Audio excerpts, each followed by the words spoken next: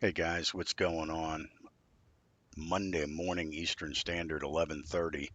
I have off today, so I figured I'd do some reviewing and try to get some of these courses into the database, or at least deny them and explain why we're being denied. All right, so I've got, let's see, picked out 6 of them. Let's see what we got here. So here's the courses. We're just going to go down a line here. Um, We're gonna try. Well, I laugh because here's my old Jamison Country Club.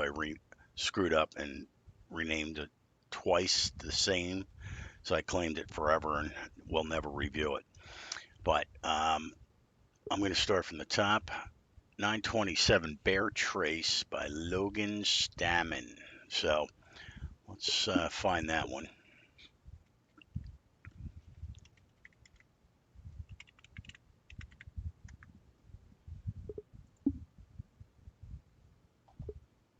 So we got Bear Trace, 39 plays. And I tried to pick designers that are not really well known because that's pretty easy. Play a couple holes and say, yep, approved, tour worthy, whatever it is. Um, it's very rare that you find a designer that, yeah, they could be approved and others could be tour worthy. But I wanted to pick some that were newer designers, and let's see what we got here. So I'm going to change it up from yesterday. I'm just going to choose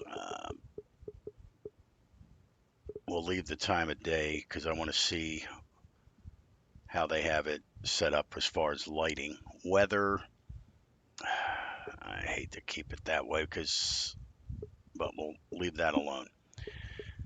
We're going to do very fast, very firm, done.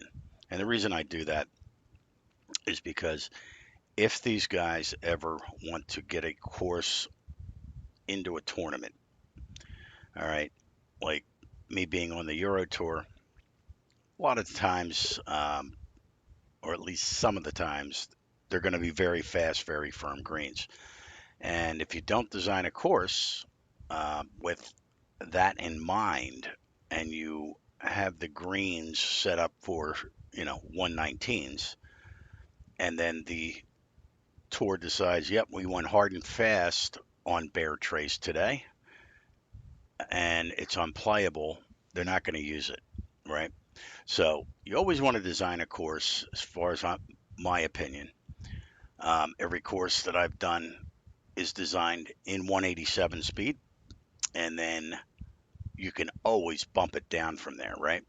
So you just need to make sure that the fastest ones are at least playable. They may be next to difficult, impossible, but at least make the pins playable where you don't have nine, a 9 blocks square there. Has to be without yellow and red. So that's why I choose the hard and fast. So let's see what we got here. Bear Trace. And again, it's by Logan Stammen. And let's see what he's got here. He's got 5 tees, 4 pins. I always choose 3, only for the reason that a lot of guys tend to concentrate on hole pin 1 and then neglect the others. So let's see what we got here.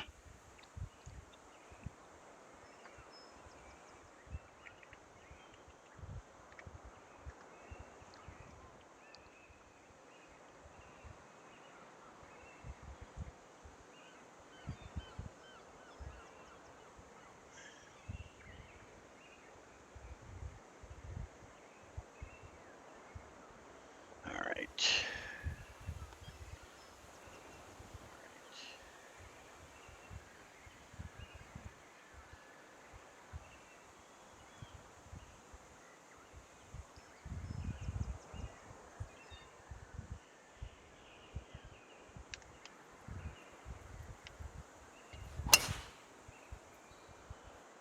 Very fast. That's a good start.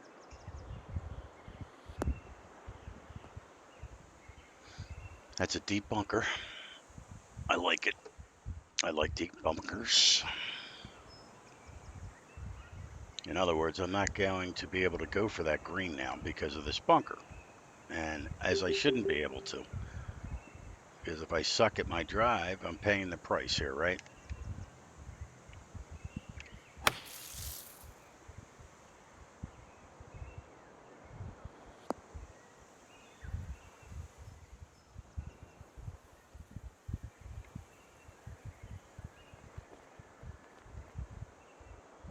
So contouring looks good. The bunkers look good.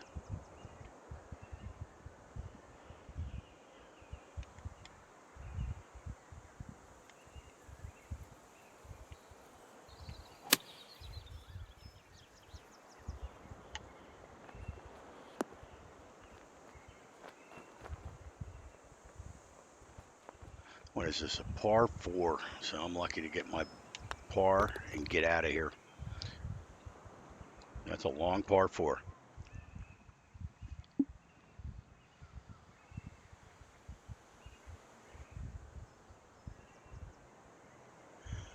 Tee box looks good. Splining overall looks really good. No secondary rough.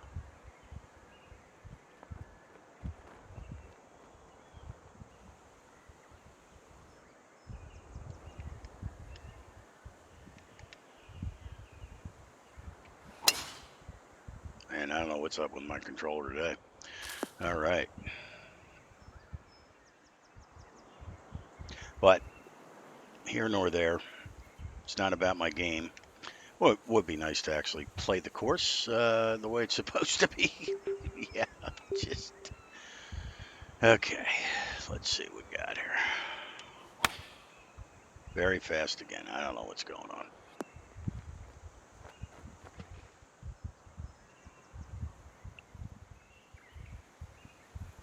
Maybe need new batteries in my controller. God only knows.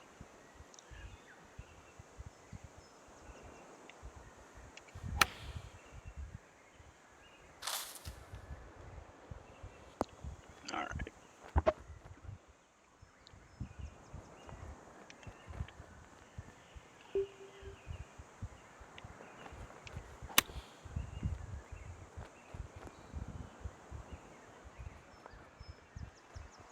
All right. So far, so good. I don't see anything blatantly obvious wrong with it.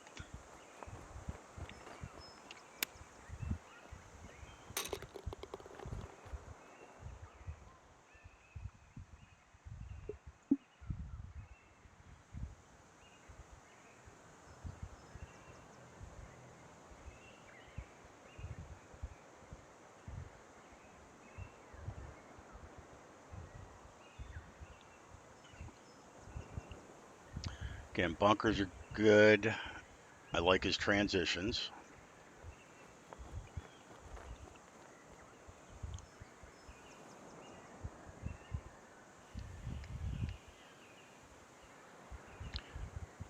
Let's see if I can get over that tree.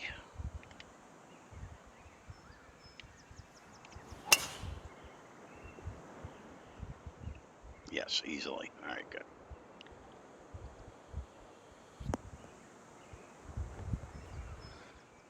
And the contouring around the greens, the lumps and bumps, like that, that. Let's smooth that out a little bit. Okay. Fuzzy brush, page 4, top left, right? Expand it out pretty wide and just lower that. Okay. It just doesn't look natural. But other than that, looks good.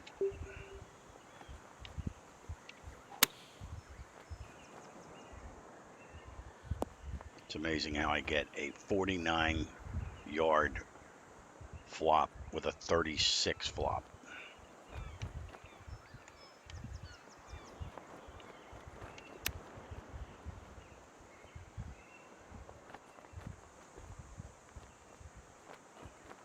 but I like the layout of the course. There's nothing more boring than playing a course that's just straight up and back, up and back, up and back, where all the holes are just straight. He did a good job with the rocks. Looks pretty natural.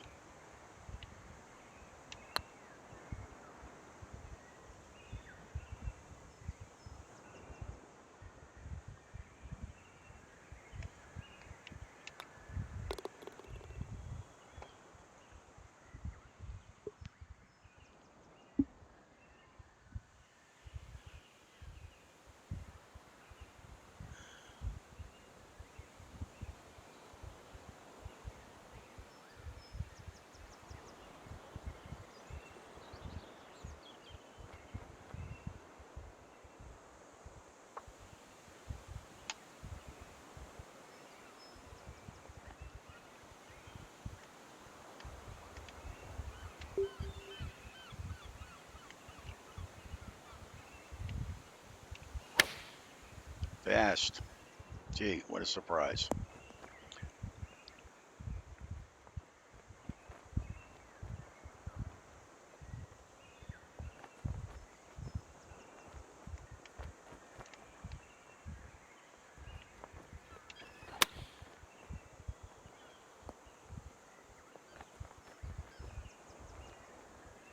Now, playing these on hard and fast greens, it's playing well. Actually, I can't even imagine if you're playing slow, there would be like no break, right? Because this is like as fast as it gets, and you can see how slow these breaks are.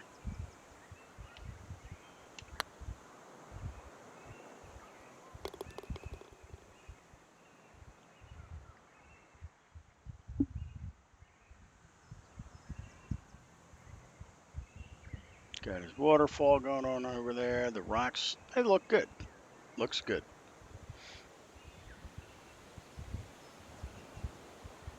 It's pretty natural.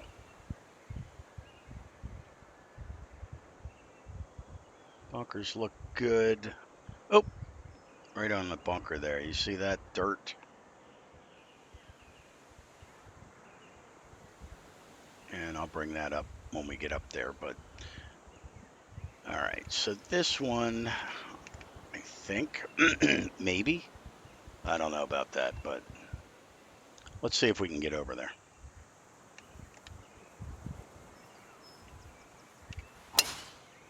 Doesn't matter. I hit it fast. The answer is yes, I would have made that fairway.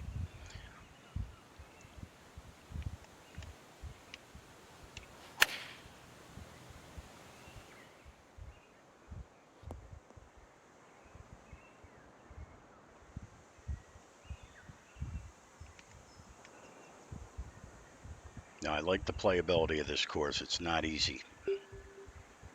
And you really have to think about what you're doing. But if you have no tempo, this is not a course you want to play, that's for sure. If you have no tempo, that is. Look at this, very fast again.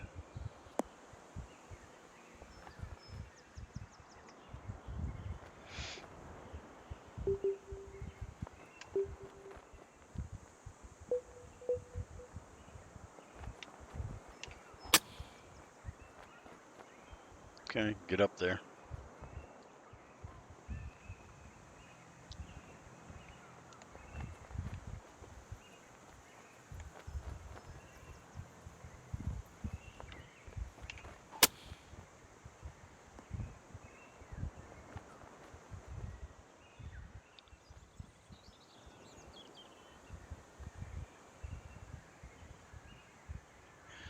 I'll normally play like 9 holes of each hole course just to see how consistent it is. This is going to be wicked.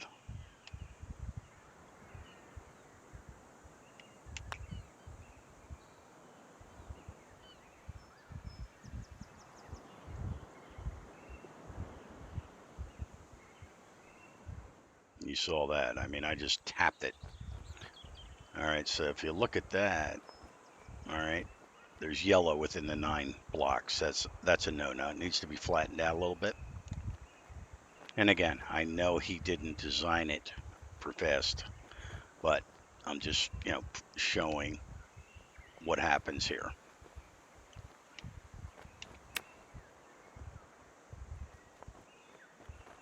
See how it just came by? I'm surprised it stayed there. All right.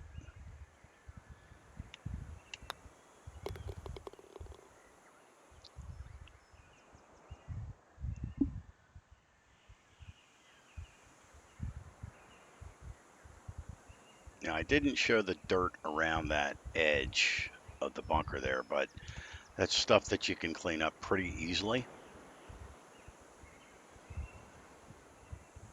All right, so let's see what we got here.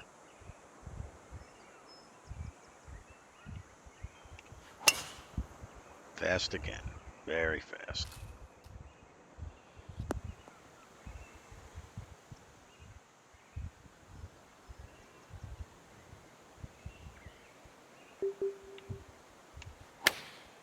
It doesn't matter which way I move my controller. It just goes to the left.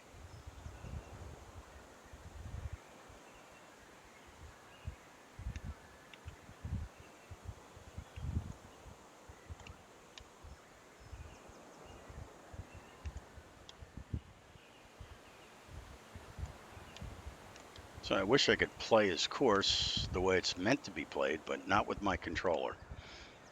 It's kaput today.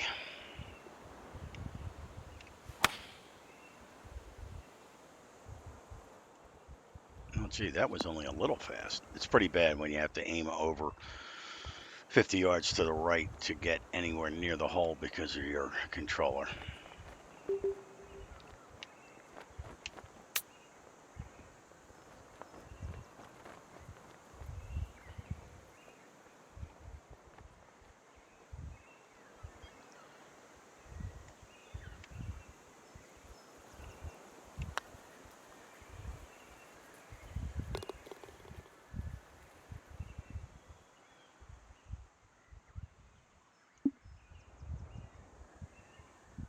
Hey, Craig, what's up, man? So,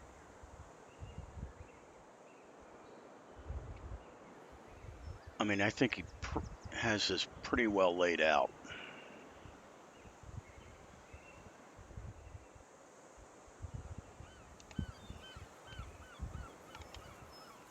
I don't think that tree comes into play. Yeah, it does, but that's okay.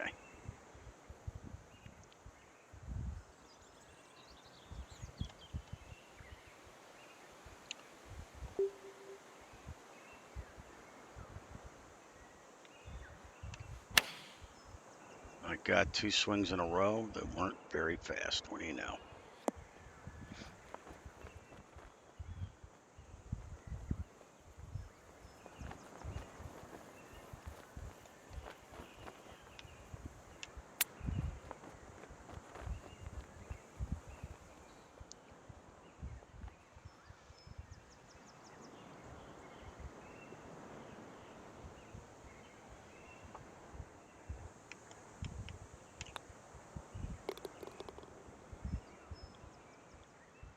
So after 7 holes,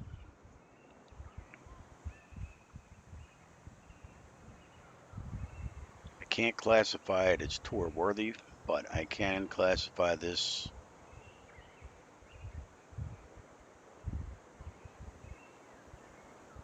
as approved.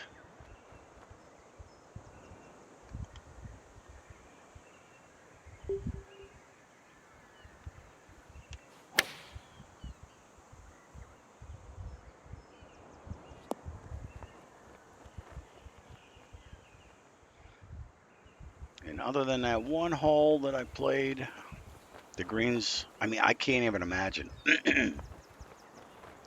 because these are pretty slow and these are 187s. I can't imagine if you were playing like 119s or 135s, there would be like no movement whatsoever.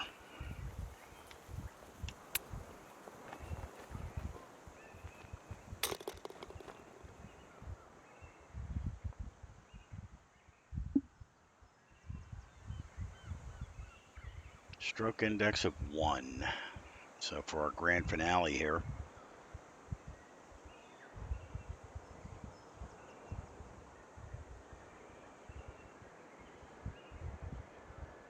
his contouring looks good. I can see yellow in the 9 there. So it's like a feast or famine, with the pins. It's either there's no break.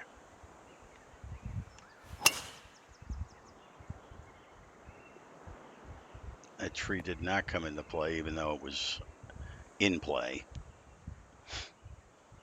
I was waiting to see. And that's fine. I mean, if it's out far enough and he forces you to do a fade or a draw to get around it, you can always lay up if you don't want to try it. So that's good. I like that.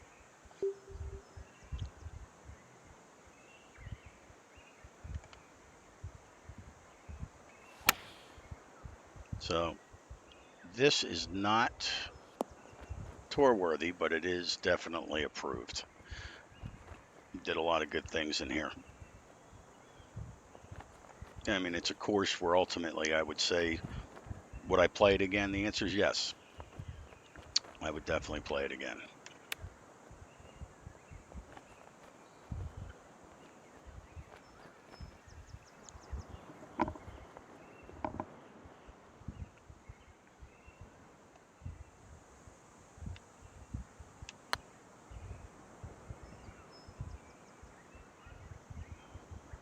There's that yellow line I was talking about. So, with the hard and fast on here, this pin's unplayable. You can see it right there. There's no way unless you put it in the hole. And we're not going to do that because we'll sit here all day doing that. But that's a fail there, right? So we just have to flatten that area out or move the pin, one or the other. Okay. So this one, other than a couple pin placements, we're good. So I'm going to,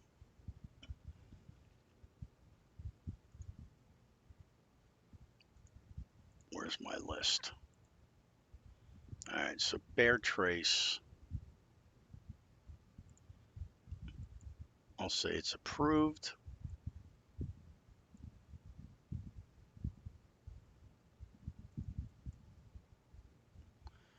Next one I'm going to check out is Stone Mountain Lakemont by Brian Hughes.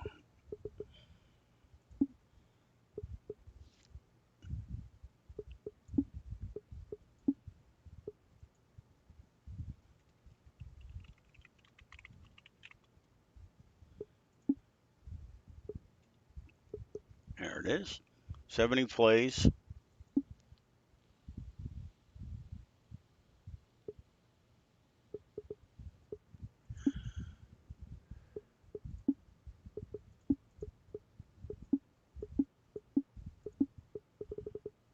All right, done. Create a match. 3's good. Blue is good. So it's a pretty short course, 6,500 yards.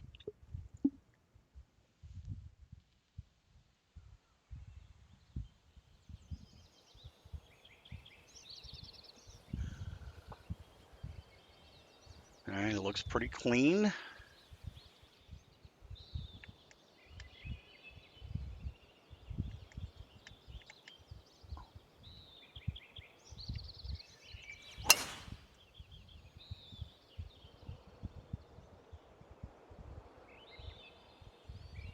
Now the layout of this hole, not so much, right? Because he's forcing you to, you can't hit the fairway over on the left side.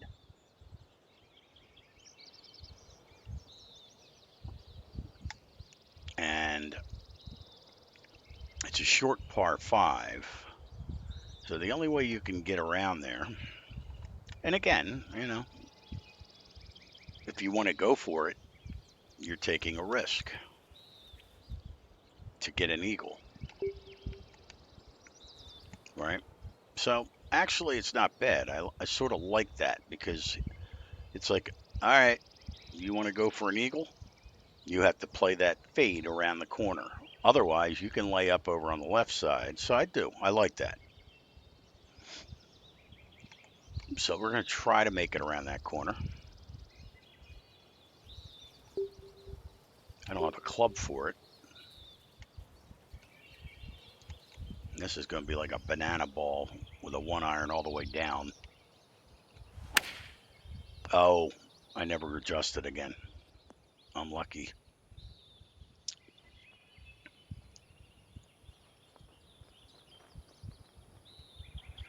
I am lucky.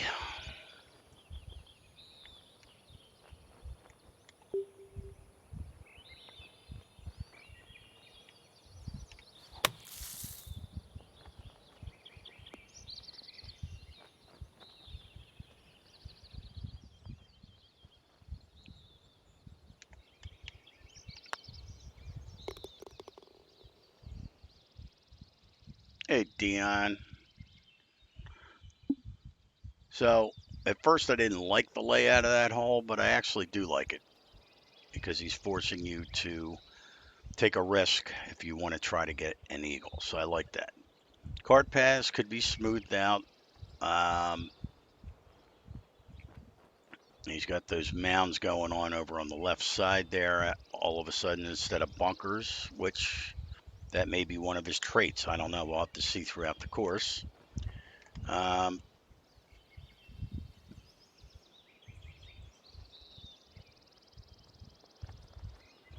why he didn't move the fairway up to the green or leave it all light rough down here, I don't know.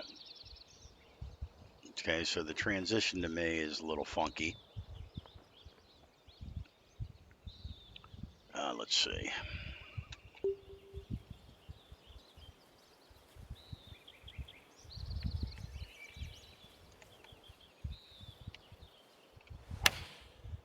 My God, my swing was decent.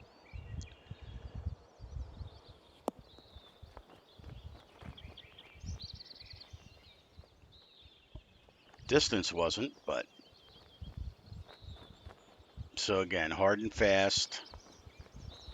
There's nothing wrong with that pin for the 9, but man, is that quick. So I'm going up over this slope and pretty much have to I just have to plan for that putt right there.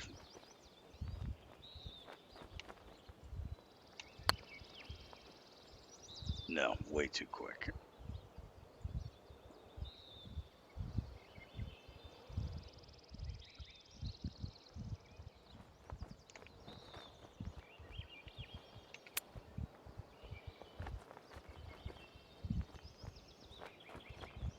So it's playable. And as I always mention, I always pick some pin other than pin 1 to make sure that they actually pay attention to the rest of the pins and do playthroughs and that type of thing. So let's see. So he's tee boxes.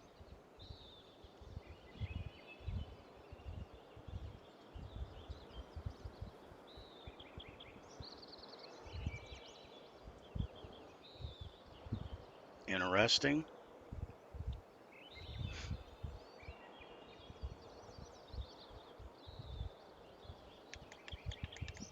I mean, unlike yesterday's courses that were denied, I'm seeing much better contouring on the courses that I'm picking from the database that have not been checked out.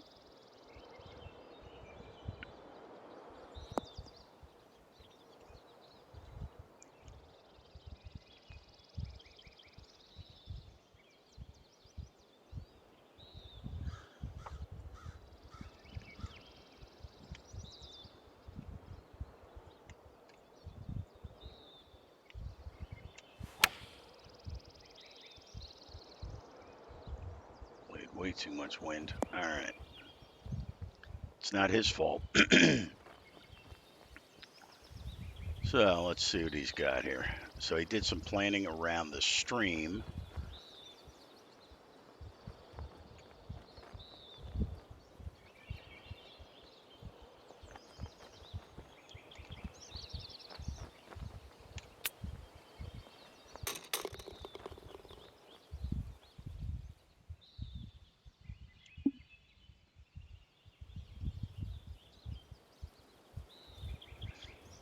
Again, he likes raising those little mounds up there. They really don't come into play, but to each his own. And again, he likes this transition from fairway to light rough and then going around, which is fine. Just not what I'm accustomed to seeing. It's a short par 4. Very fast.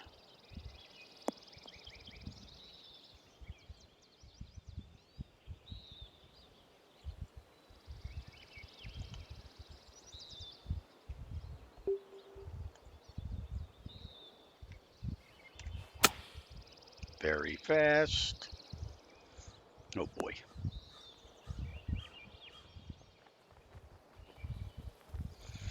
That's the bitch with this game, is it's the same as real golf. You can play one day and do nothing wrong, and the next day, hey Bavakian, what's up, buddy?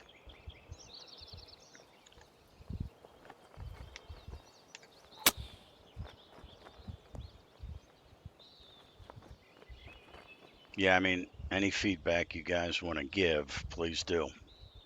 Um,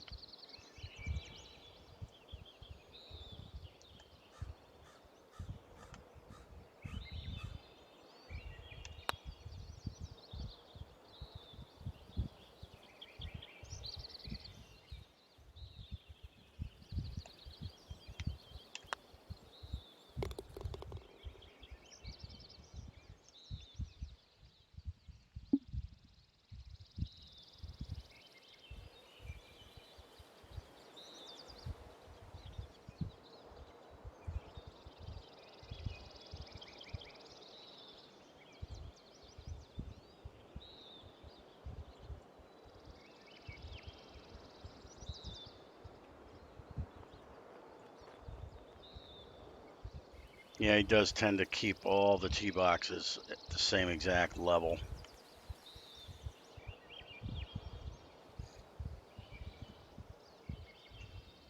Now, this hole,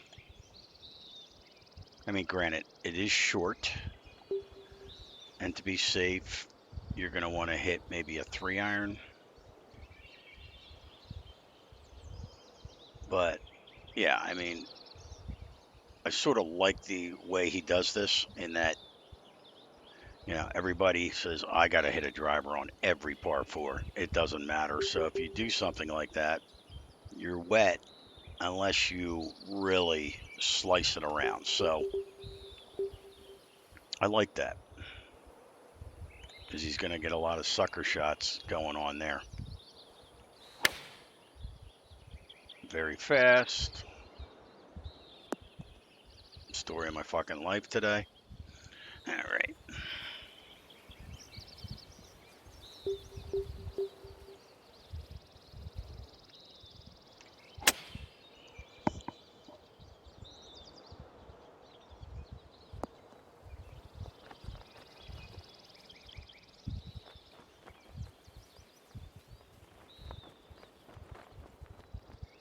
So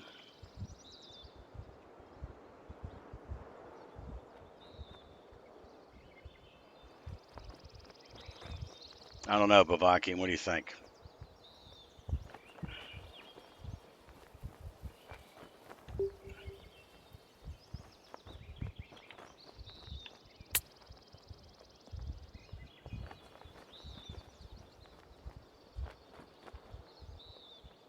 It's definitely not tour worthy.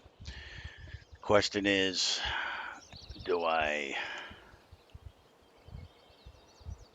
what classifies it as approved opposed to not approved? And it all gets to the point of, there's so many courses being submitted now. It's not like the old days where you'd see 2 or 3 a week. Now we're seeing 40, 50, 60 courses a week.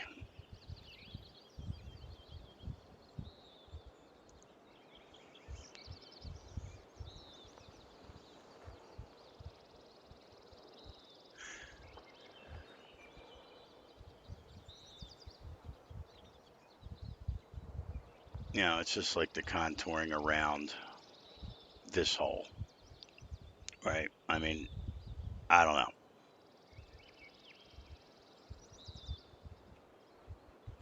know. To me, that needs to be flattened, smoothed out.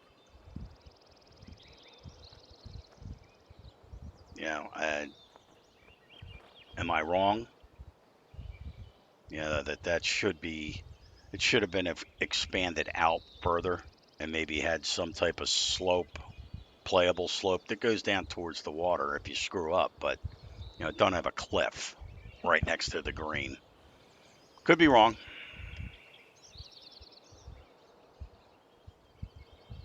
especially with my very fast going on.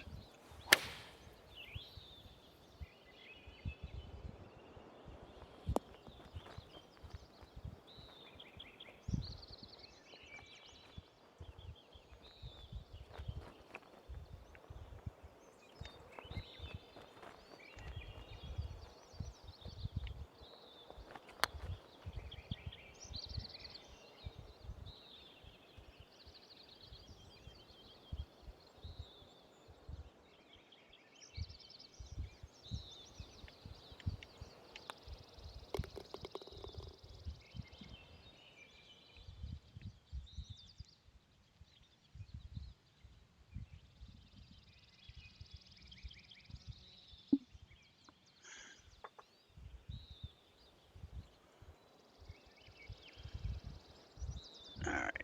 Now he raised the tee boxes up. He's like, oh, I can make these different heights, but forgot the contour.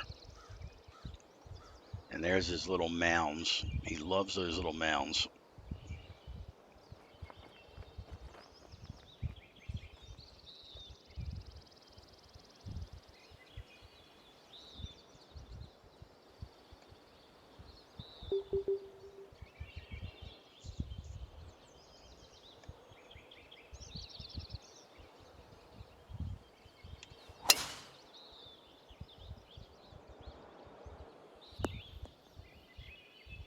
Oh, all the way down.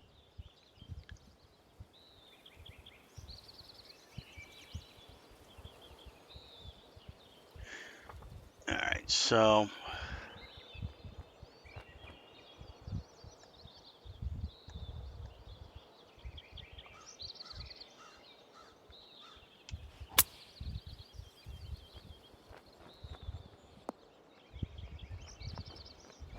even on hard and fast, other than that one. Hey, Major High, what's up, buddy?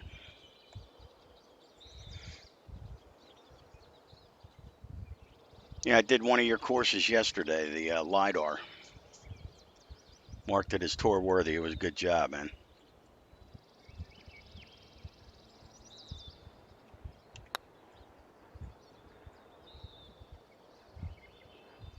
Yep. Yeah, I did it yesterday. You can watch the stream on, what was it? On Twitch or YouTube. Yeah, I marked it as tour worthy.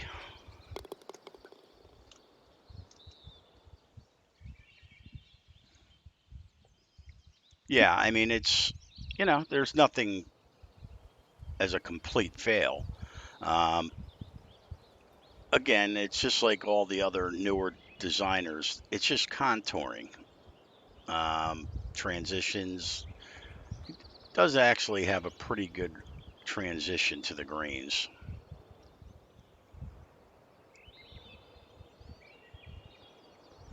Yeah, man, just let me know. I mean, you guys know that we're not doing the regular show anymore. So like we or me will be popping up.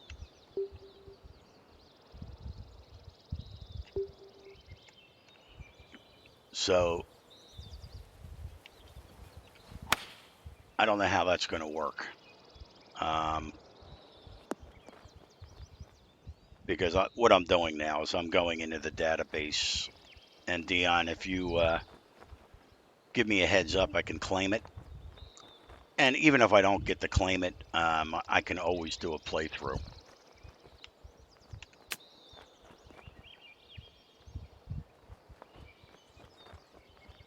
Yeah, no, I mean when you do.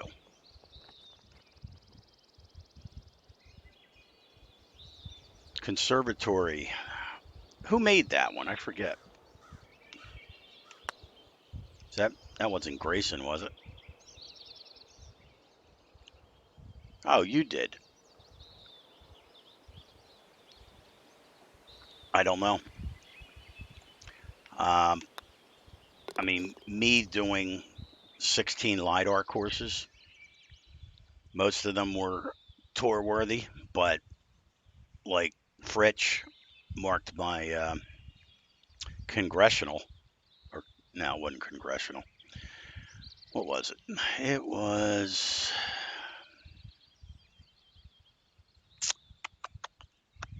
It was Oakmont, and he flagged that as approved. And I approached him and I said, "Why is that one approved?" And he's like, "Well, you don't have any light rough." I'm like, "The course doesn't really have any light rough in real life. Like around the greens, it's the green and then heavy rough." So, but it is what it is. I mean, that was his opinion, and that's the thing. It's all about opinion. Like this course,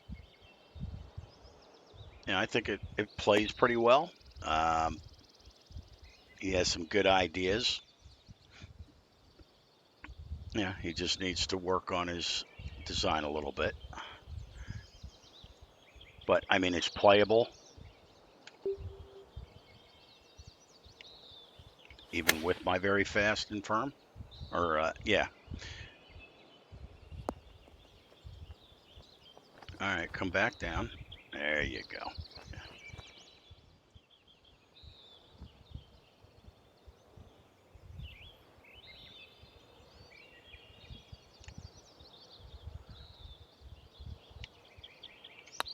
Yeah, I'd have to play it major high, find out, because my logic is, and you have to understand that if somebody like Fritch, who does not do lidar, um, you know, these guys have an attitude. They don't like lidar courses, and you know, they will pick it apart because you're not designing anything. You're just you're pulling in the lidar. You may have to adjust it. All right, so this one, I pretty much stop after 9 with these. Um, so I'll mark that as approved. I mean, I don't see anything blatantly obvious with this course. So that was Stone Mountain, Lakemont by Brian Hughes. I'm going to mark that as approved and move on to the next one. Let's see. Pleasant Valley Golf Club. So I tried to pick guys that are not well-known designers for this show, right? I don't want to just play the great courses and say, yeah, this is tour worthy, that's tour worthy. So I'm trying to find guys that are newer. They're either first courses or they just need a little bit of help. So um, I think I've gotten a pretty good number here. So let's see what we got here. This one is Pleasant Valley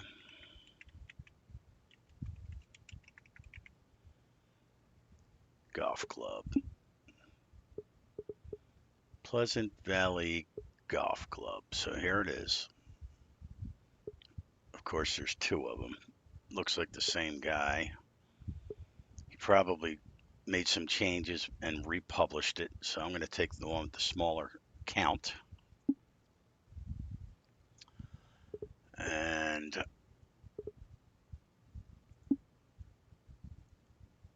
again, I always choose very fast, very firm, and very firm. I don't care about the rest. And let's try this thing out. Yeah, I remember this one by the screenshot. This is going to be interesting. So let's see. Blue tees, three's good.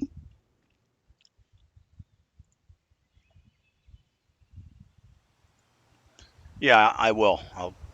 I'll put it in the queue here. So this is interesting.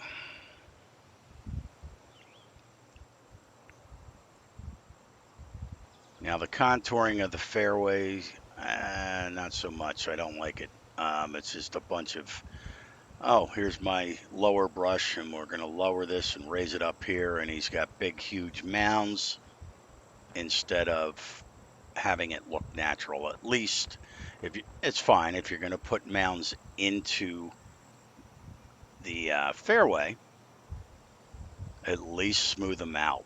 I mean, these are just nasty. I don't even think you could take a mower over those, right? And it's not a links course. I know.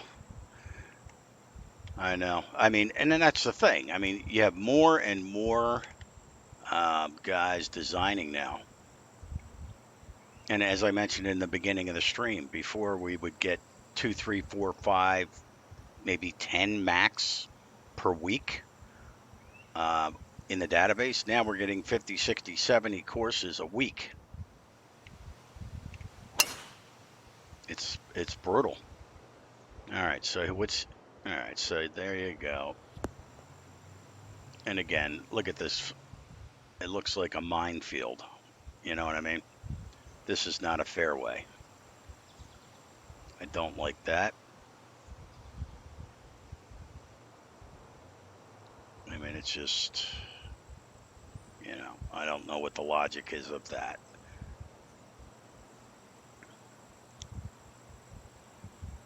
All right. And again, I put it on hard and fast. So let's see if the course is playable with hard and fast. And it very well could not be, you know, if he designed it for slow.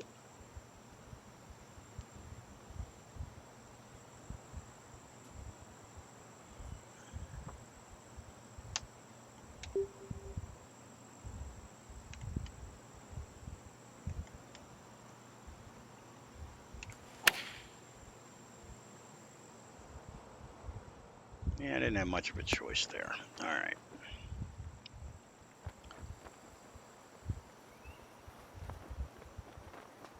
So the bunkers just look like they're laid over the landscape and nothing's really been done with them.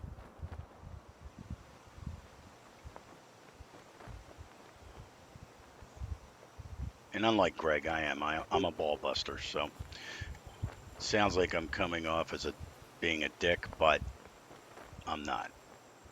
Trying to help the guys.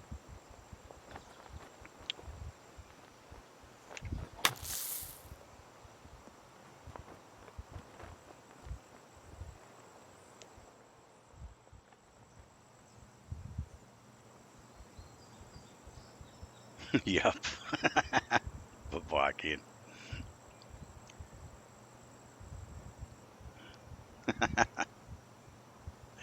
So there you go. He made sure it was flat around the hole there. That's for sure. Look.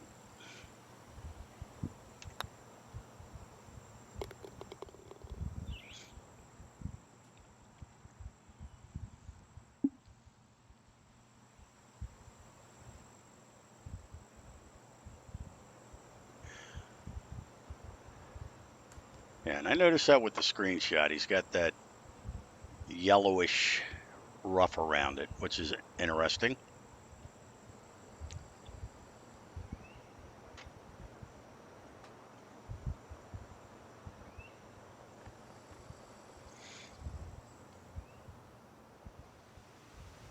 Cart path needs to be smoothed. That I don't quite understand. That's just, I don't know if he meant to do that, with these waves of the splines. To me, I would keep that consistent, but to each his own.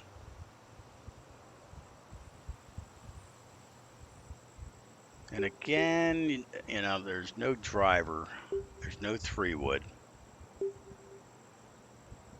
Yeah, yeah, the cart paths they need some help.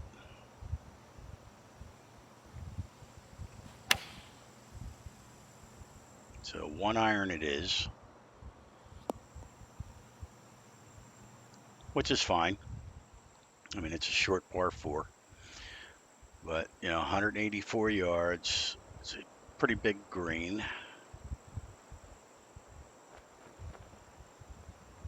and it's going sloping from back to front, which is good for a long iron.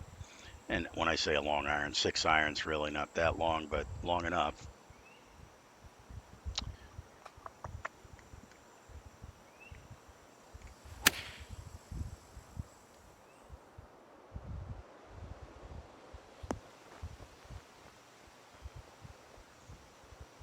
All right, so that pin's playable.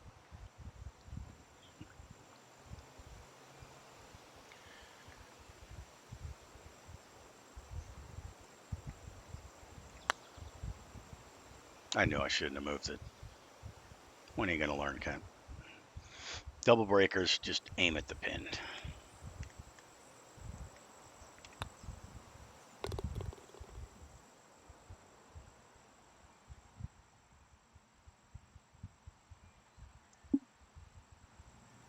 Yep, yep. Yeah, you're right.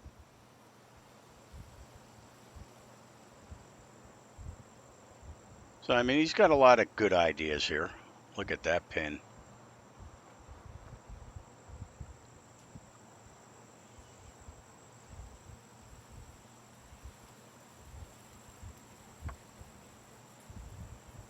Look at that pin.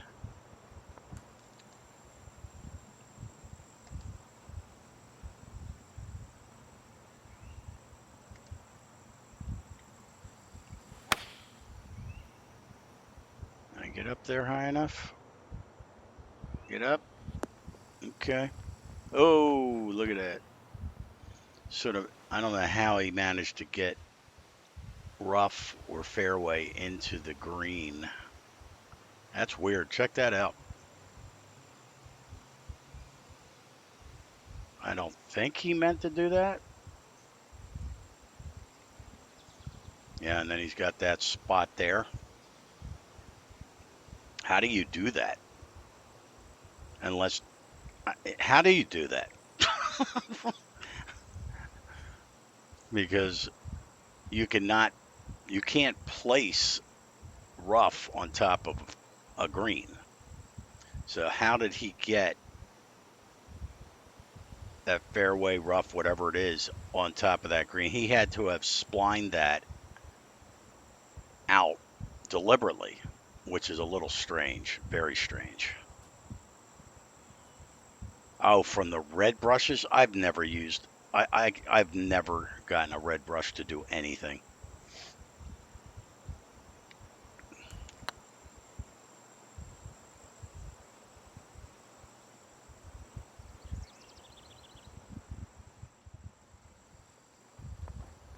So,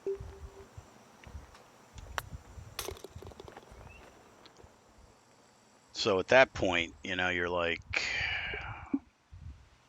what do you do? Do you fail it? You can see it here too with the on the tee box.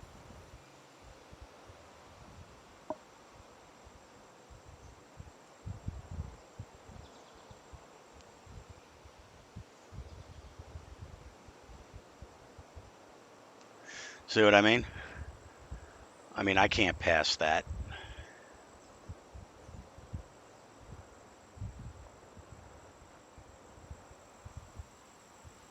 I have to fail this.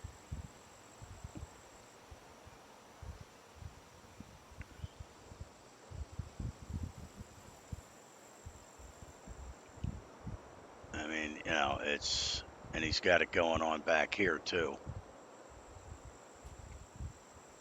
on the tee box, right there. That's a new one. I've never seen that.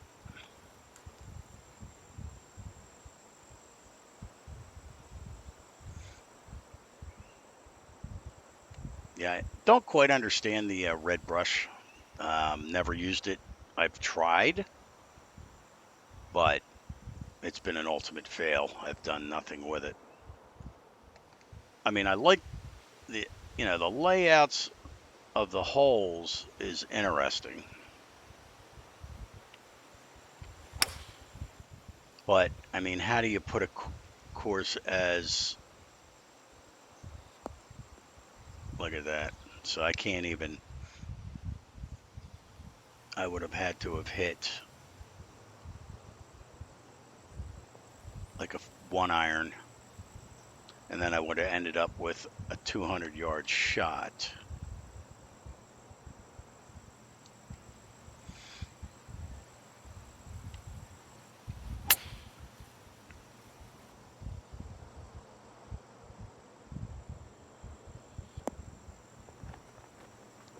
There's another spot right there. Just blows me away how they do it, and I don't know. Obviously, major high nose, and then there's absolutely no contouring to this green. So, all right, I've seen enough. I can't approve it.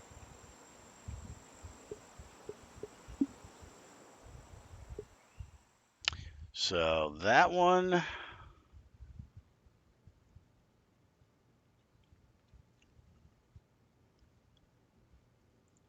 is not going to pass.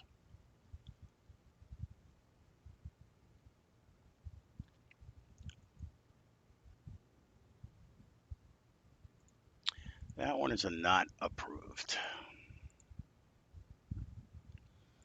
Now, I mean, he has a lot of good ideas. The course was different. He did a lot of planning and water and even put in tournament stuff. But I just can't approve that. Next. So the next one is Wick Katuk Bay Dunes.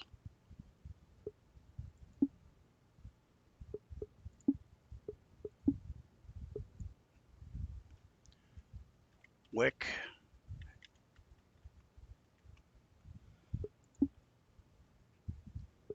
All right, so 19 plays, obviously designed on PS4. And again, I tried to pick newer guys, not the well-known designers. Let's see. Black, 2 tee boxes, 4 pins. I'll try 3. We'll do his default.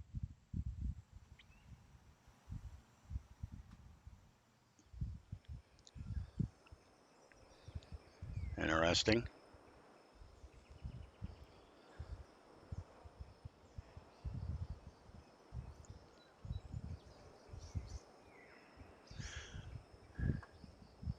Yeah, I mean, with a little bit of help, that last guy I think would really be a good designer.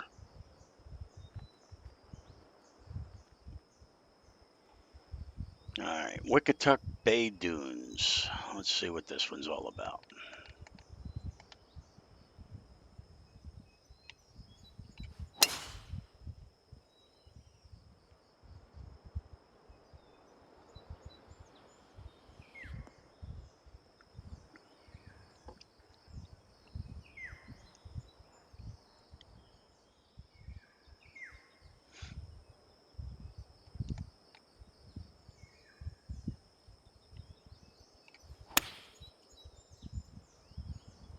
Fast? Really? Never.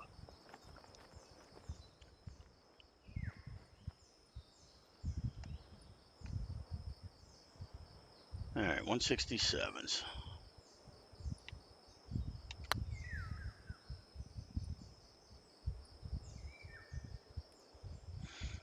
All right, so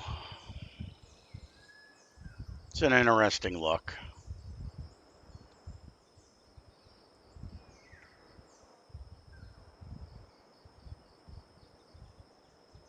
Yeah.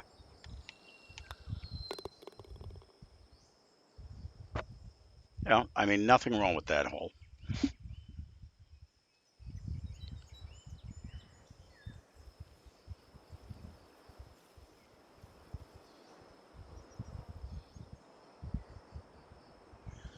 Got a little shoreline going on.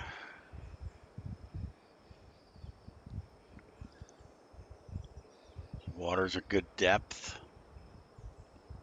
with that stream.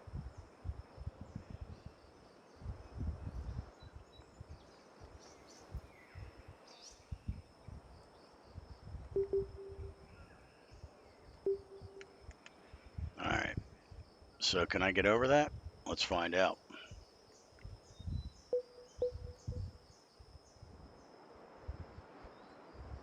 All right. So he's got a space over there. Interesting. So he's got this over here. But I think if I hit that, I'd be in the water. So I like the options here. Yeah. And again, it's the line of sight, right? He could drop that down so you could actually see those bunkers. See if I can get over there.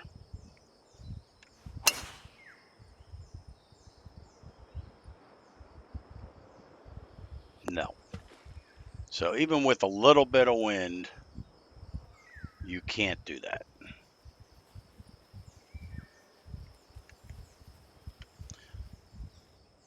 So it's up to him, you know, if he wanted to move the tee box up a little bit so you could just make that area over there. Otherwise, it's just a waste of area, that you can't use. And here, I can't really use a driver. I have to hit my 2-wood, because I think I'd be wet. Yep. And actually, this is a better angle to the pin. So,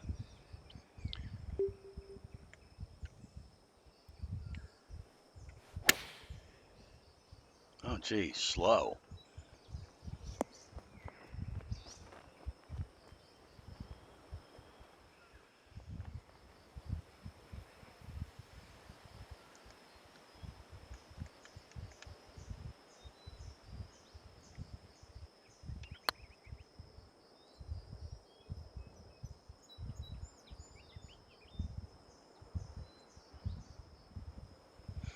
But I like the hole.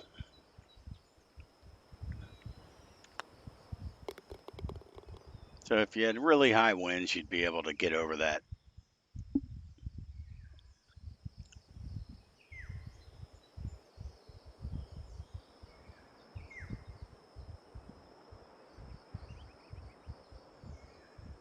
That's his thing, putting the mulch in the sandy area. It's a unique look. Looks like he played around with the waterfalls.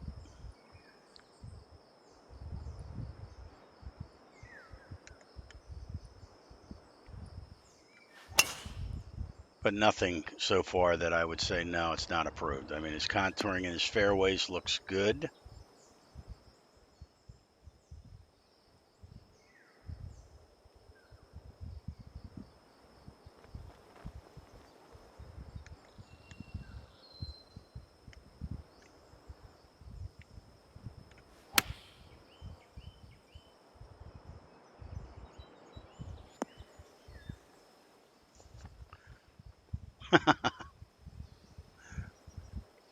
Yeah, I mean, at least put a boat there.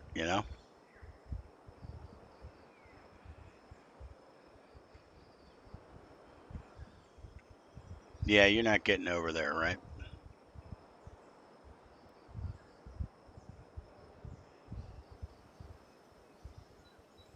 What did he do here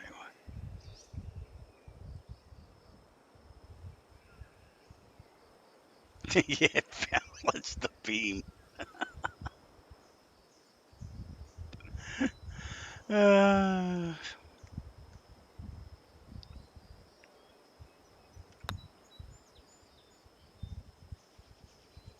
it didn't break at all. Yep. I mean, little things like that. It's like, how are you getting across the water?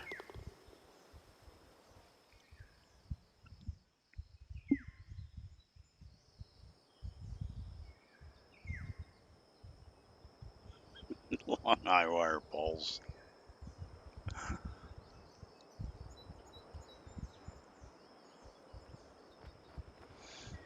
All right, so this one's set up like a bowl, the green.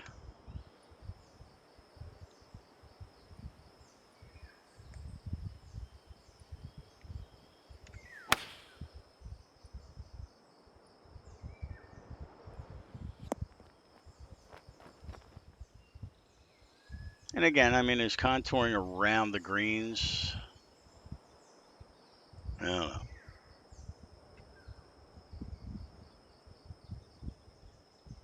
It's interesting.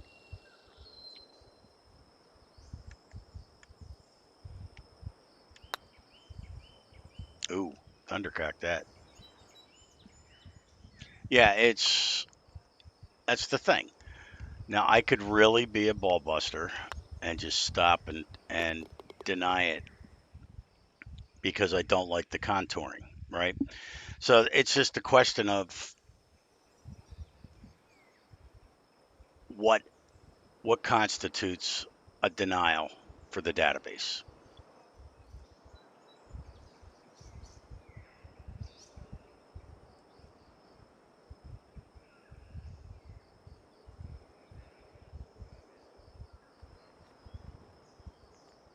Yeah, he likes these bowl-shaped greens to keep you on the green, which is interesting because it's the opposite of what most guys do. Most guys do inverted bowls, where no matter what, you're uh, you're going to roll off the green no matter what. Now this is a tight tee box or tee box landing area here, but that's fine. So it's playable. I didn't want to hit a driver there. I thought I'd fall off the front. Um, so let's see.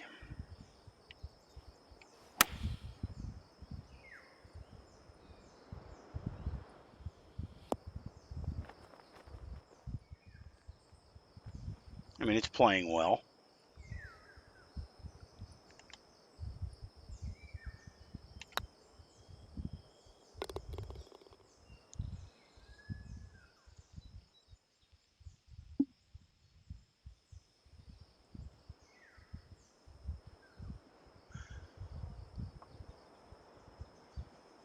Yeah, I mean, I don't see anything really major here. This could be approved.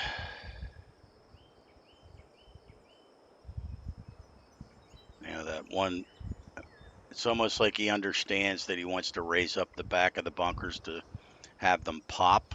You can see it here um, on that one where he did raise up the edge to make it pop, but he should have smoothed it out right there, right? Instead of just leaving it like it is.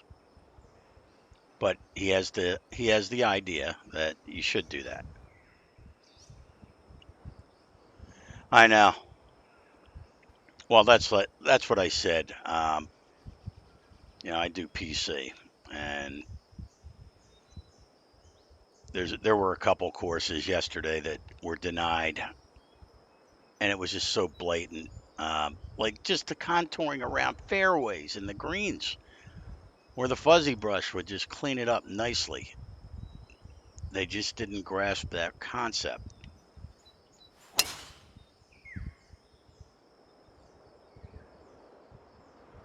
These, Adam, are these are courses I'm going through now and deciding whether they're approved or not. So, you know, and again, it's tough to distinguish whether or not something's actually approved or should be.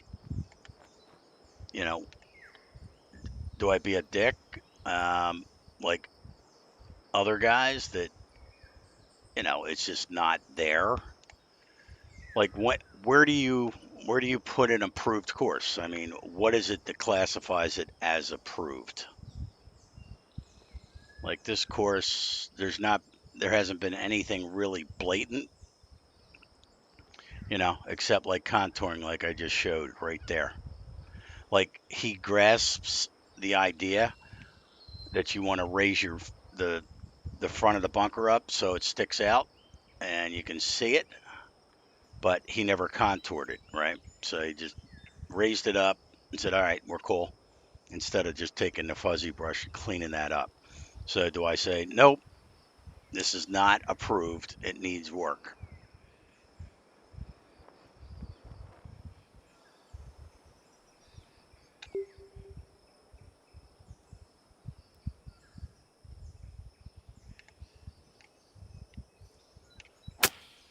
That's the question. Oh,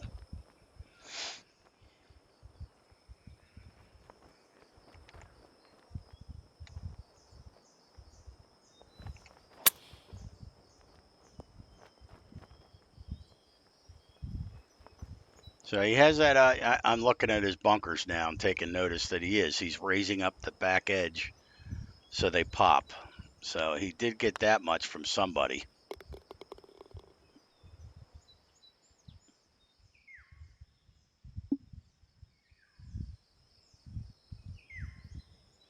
But I mean, he has a lot of good ideas. It's a unique layout. He's got some beaches going on. There's not been anything blatant other than that one. At least he has a bridge there. The other one, you had to walk across a brick wall to get over to the tee.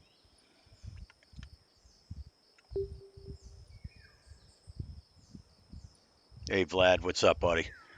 Yeah, so these are some courses just to give you a quick update. I'm going through some courses in the database, and I'm trying to pick guys that are newer and provide them feedback. I think one's I approved one, denied the other, and this is the third one. This one's got, I mean, I have to approve it. I mean, other than the one, like Major High said, like, where's the bridge? How the hell do you get across the water on that one other hole? It's it's tough, So because somebody doesn't have a bridge across the water, do you deny it? And that's a question to you guys. Do you deny a course because there is no way to get over to the hole?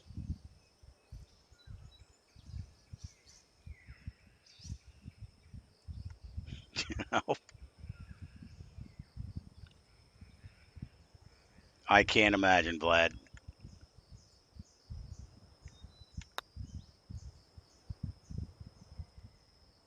That's pathetic. So, but I mean, as far as the playability of the course, it's very playable.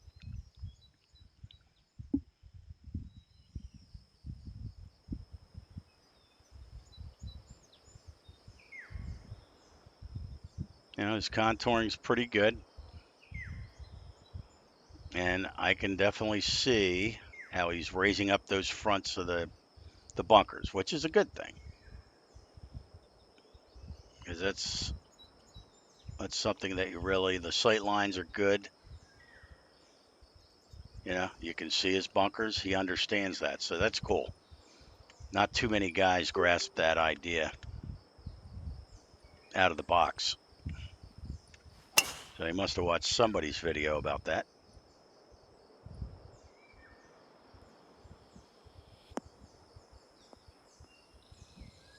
He had to swim with the piranhas.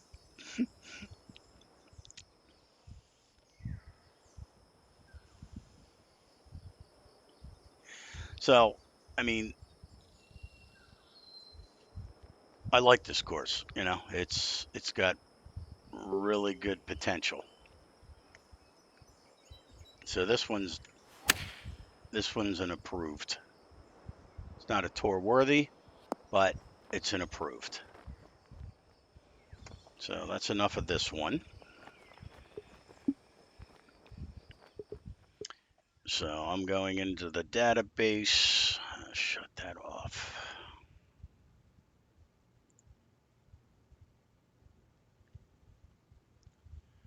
Where's my list?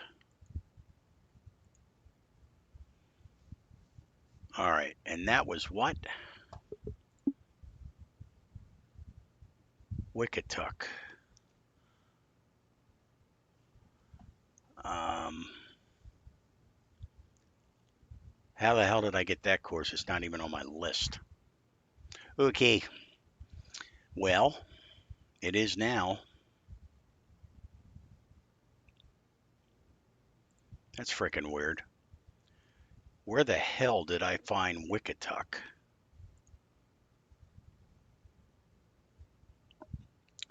Weird.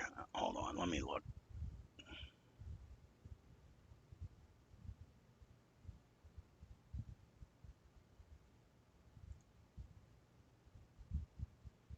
All right, let me find it.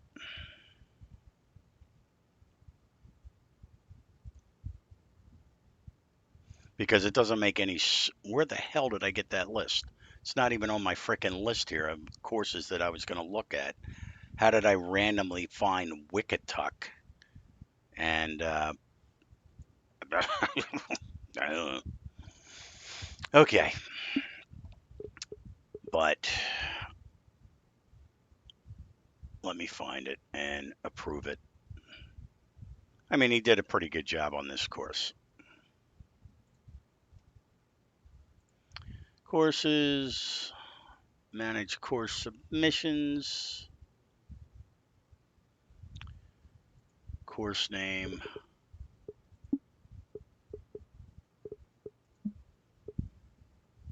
Wickatuck, right?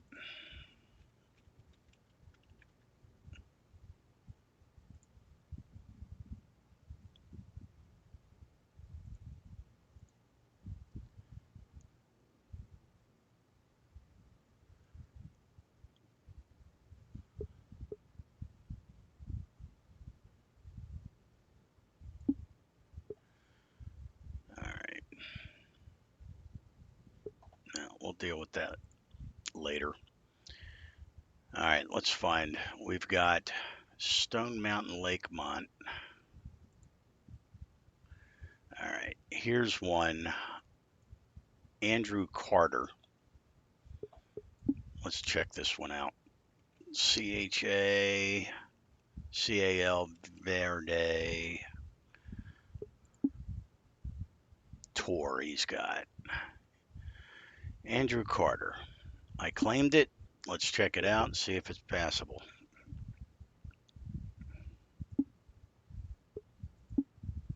1T, 4 pins. Okay. Let's see what we get.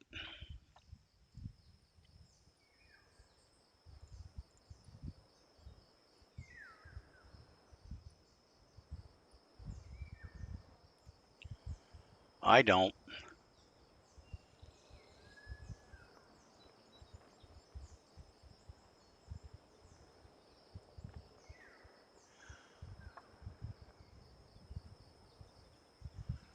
Simply elevate your play. What's up, Mr. Bellamy? Okay, so here we go. And that's a pet peeve of mine right there. Okay. So out of the box, I can't see the freaking hole. So that's a fail for me. I mean, why? Why do guys block their green with trees? Not that they come into play, but let's see if it does come into play. Yeah, I mean, I can't stand it. I don't know why guys think they need to block the freaking green. You can't even see the green. You have no clue where you're hitting. Where the hell's the hole, right? You want trees over there? That's great. Then move your tee box over to the left so you can actually see the course. So this is not looking good so far, but give them the benefit of the doubt and let's play the hole. I'm going to play it with a 6 mile an hour wind, just like, and let's see. I shouldn't hit any trees because if you can, then it's not a par three designed properly. Perfect, perfect. Let's see what happens. Now, okay, so you can play it. I even hit the tree, and it actually may have helped.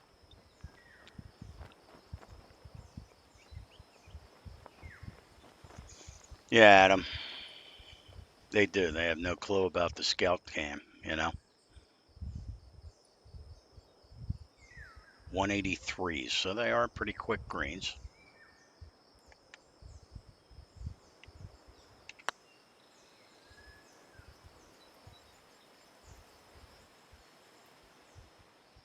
So, although that pin was playable, even with the trees obstructing your view,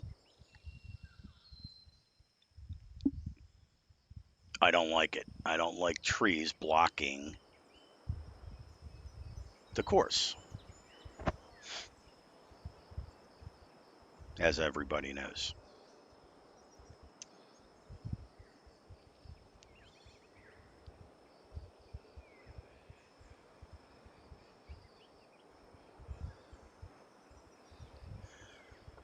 Oh boy, look at that roll off. Okay,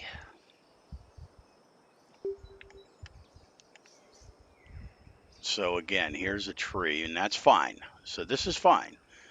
He gives you a two wood, which means you could reach it over here. It's, stroke index of 1. So you know these trees are coming into play. It's a long, pretty long par 4.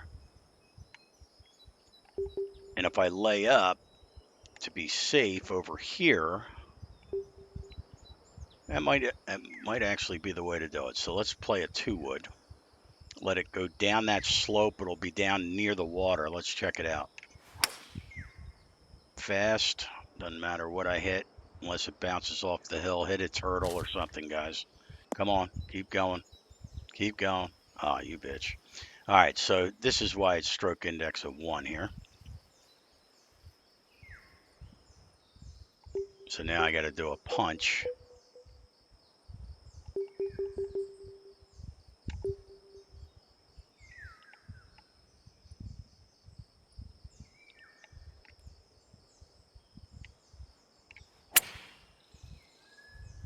Oh, except it would have helped if I would have looked to see, is there any water down there?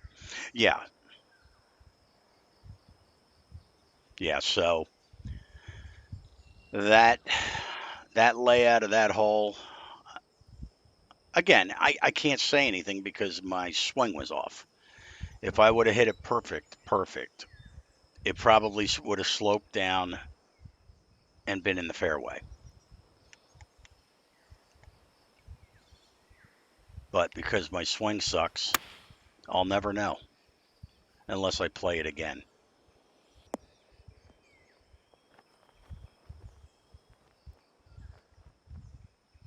Yep.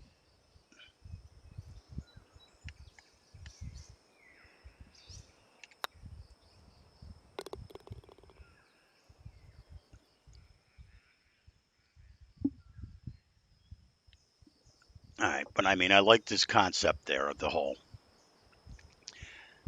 And that's what I was talking about yesterday's show about trees blocking drives. That's good.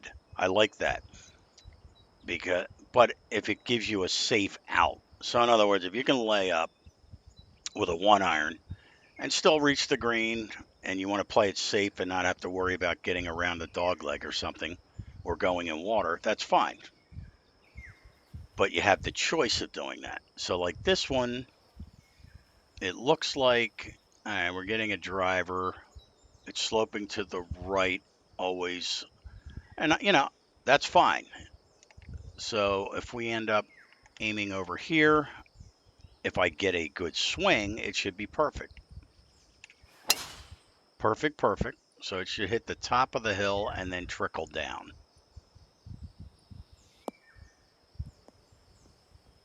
And there you go. So that's perfect. I like that. So I like this hole so far.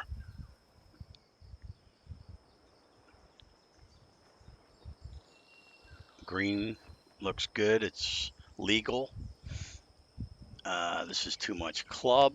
I don't have a club for this distance. So what else is new? All right. I keep saying I need a 3 wood, but or 5 wood or something, but it is what it is. 234. I guess I can try 230.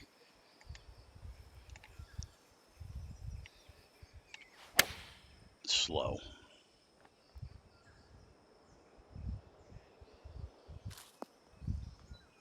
Okay, not too bad. But I mean,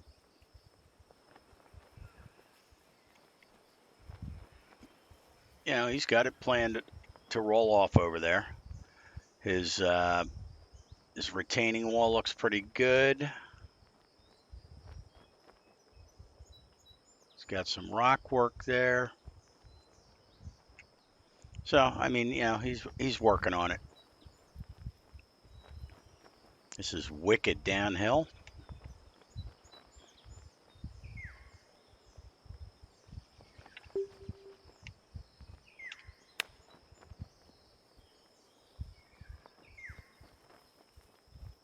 See how easy that hole was? Look at that.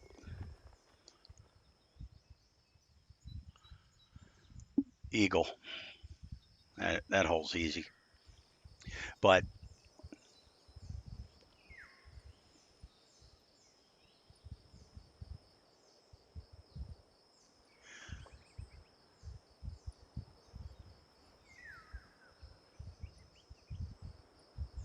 all right.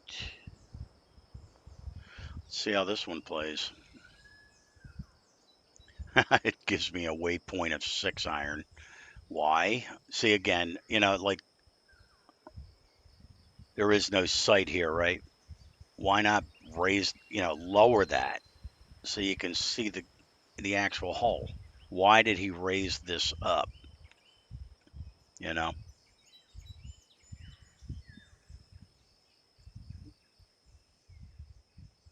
No, it's definitely not tour worthy.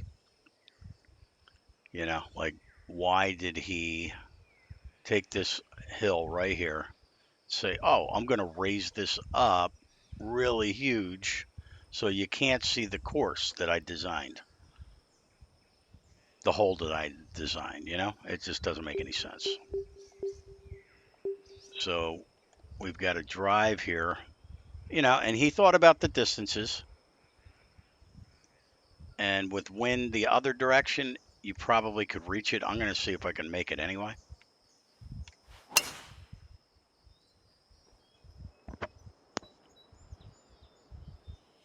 All right, there we go. So I was still able to make it. So he deliberately gives you a 6 iron going, yeah, you might want to lay up here. But then you can take your driver and actually make the green and get a possible eagle here.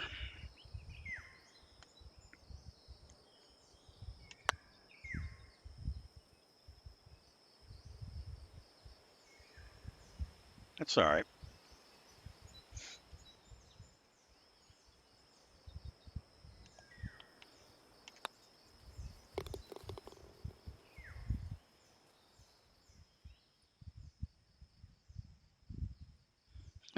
Just Trump on the back tees.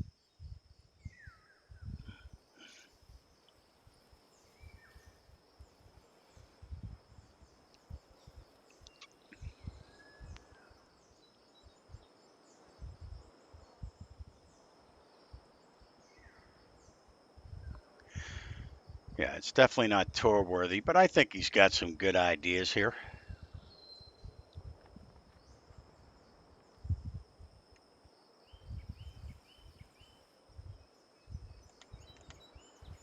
Now, can I get over that tree from there? Let's see. The answer is no. Oh, I made it through. Okay. Now I'm down on a nice flat spot.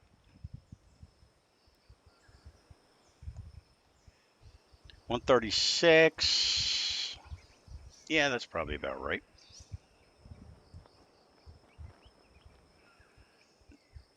And it's sloping from front to back, which is different.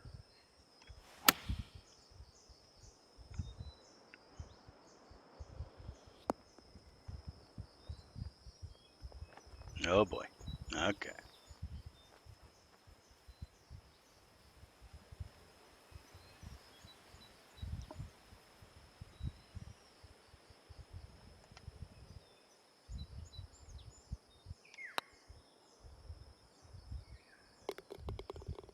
All right.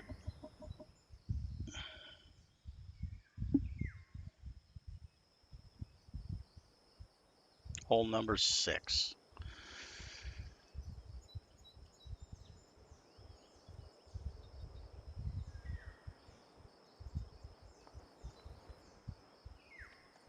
I don't know, guys. I think this can be approved as it sits.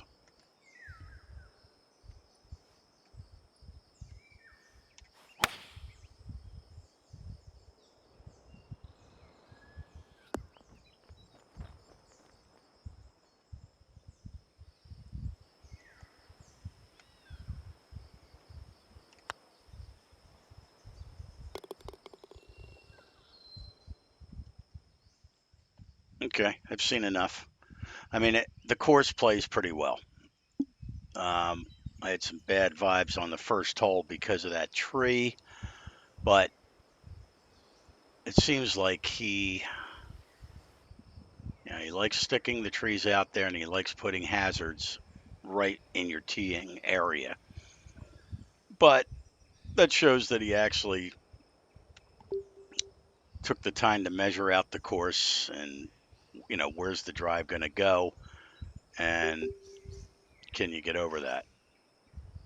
And again, he puts the waypoints where if you're not paying attention and you just hit the ball, you're screwed. But if I change it to a driver, that hazard there doesn't even come into play even close, as we'll see right here. But that tree does. Gee, I wonder why he put it there. So, I mean, he thought about the shots. Oh, very fast, baby. So,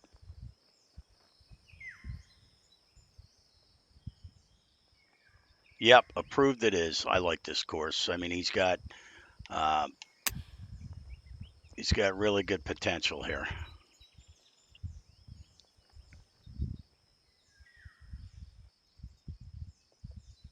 So, Chaco Verde, I am going to mark as approved. And I keep waiting to find one. Well, no, I guess I had one, right? That I denied.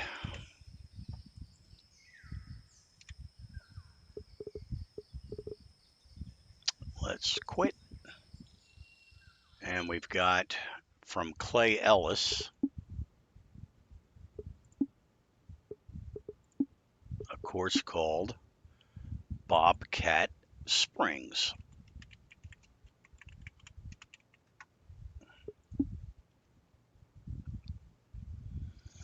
Got two of them. I'll just take the lesser. Well, this is the newer one, so let's take that one. Uh,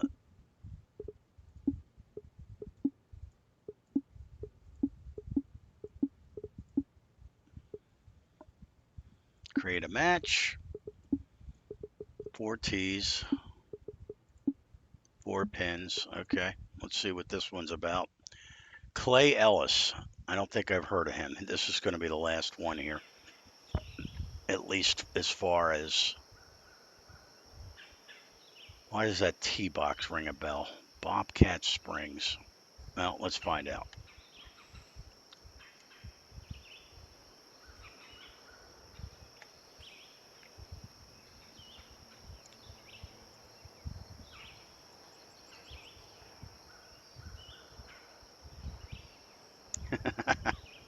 What's up, guys? Yeah, I wouldn't want to be sitting in that bench down below there with a hacker behind me hitting, you know?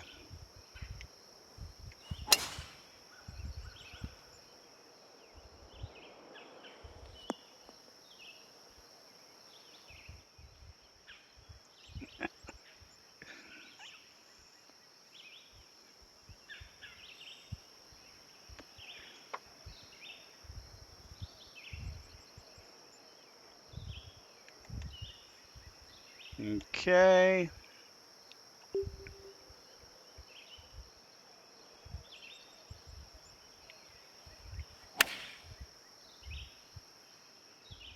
Gonna say that one might be all right.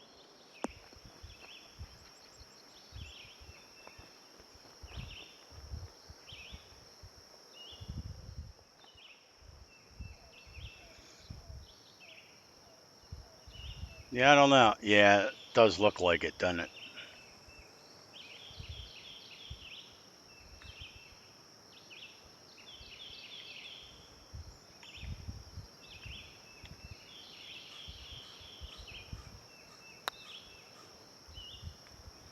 Oh, no, it's fine. Bunkers have no depth.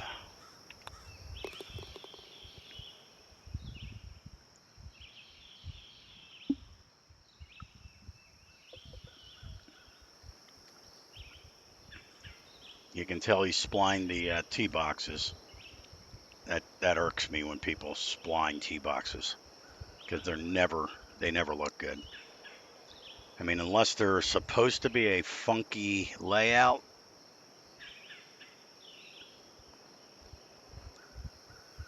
All right, so what do we have here? We've got a short par four because I was going to say, he has no transition up to the green, but you really don't need it because it's such a short hole and you're pretty much just going to be pitching anyway, so you don't need to roll anything up.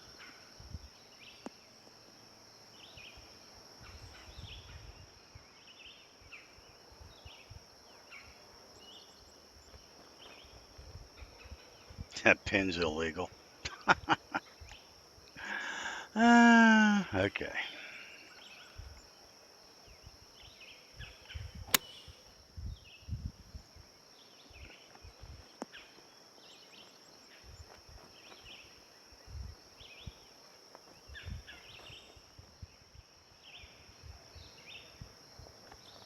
Yeah, look at this pin.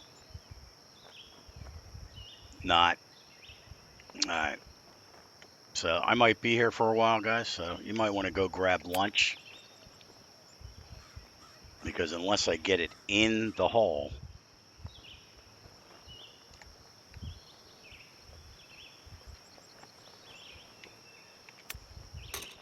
it's just going to come back down.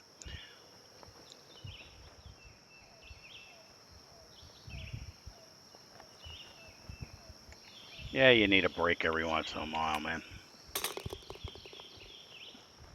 It's like me with building LiDAR courses. I'm done for a while.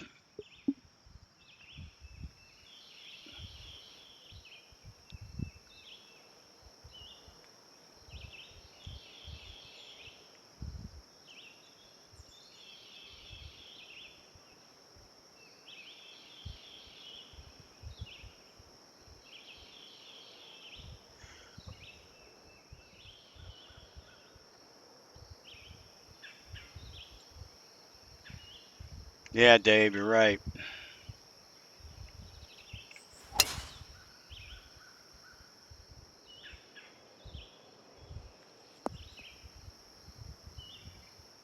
So this is a pretty boring straightaway hole. Again, putting the hard and fast on the greens is really bringing out the nastiness.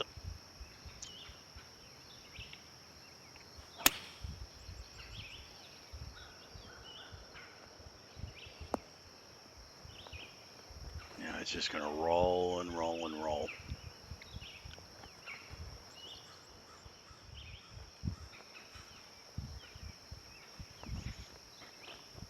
Yeah, I mean, and that's the thing with LiDAR. I mean, some courses, there's just not a lot to do.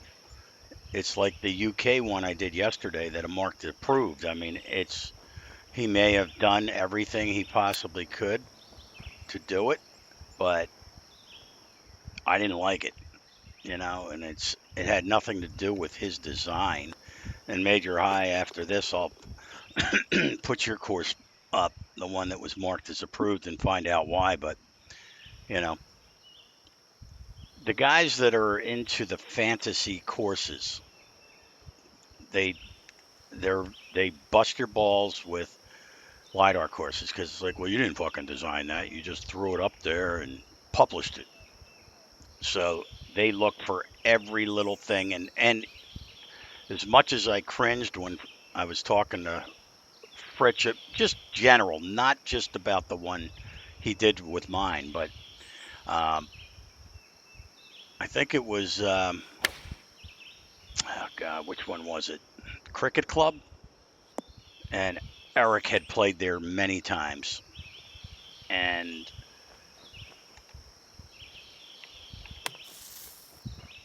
he was like, look at that, and I'm like, what? And they were doing it live on their show, and I was watching.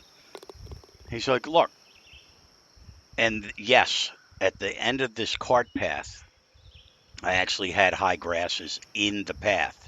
He's like, that's a fail. He goes, you're not doing any designing. For God's sakes, at least get the shit, lined up properly. And I cringed at, but at the same time, he was absolutely correct. Why didn't I take the extra, 20 minutes, half an hour to really go over it with a yeah, right, fine tooth comb and find those little screw ups and get rid of them. I didn't. So he called me on it. So as much as I hated him for it, he was right.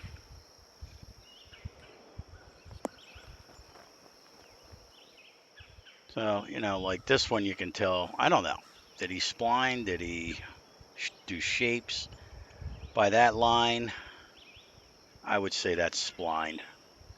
Then again, it could be. And then here, there's no contouring whatsoever. He forgot to contour the green.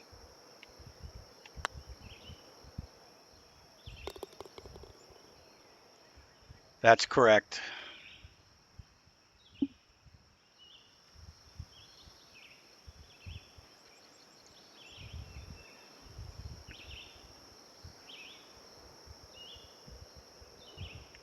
Right. I mean, if there's a course that doesn't require a lot of eye candy, and and to be honest with you, um, I don't know, guys. What do you think about this course? I mean, it's seems like it's playing pretty well.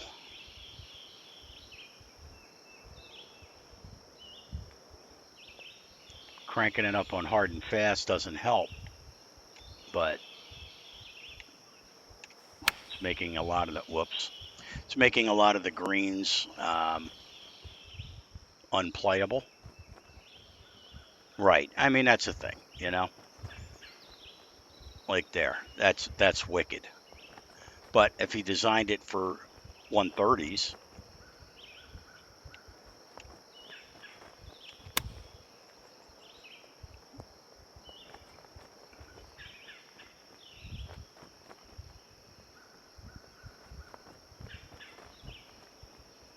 yeah. I mean, Adams, look at that. Okay. So if I don't chip this in, it's not going in. Go in. Oh, you little bitch.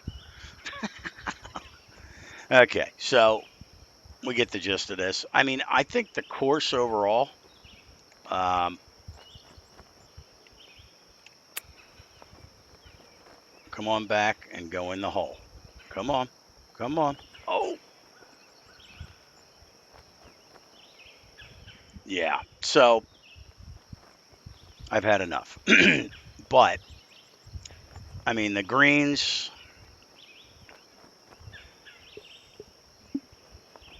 need to help, you know?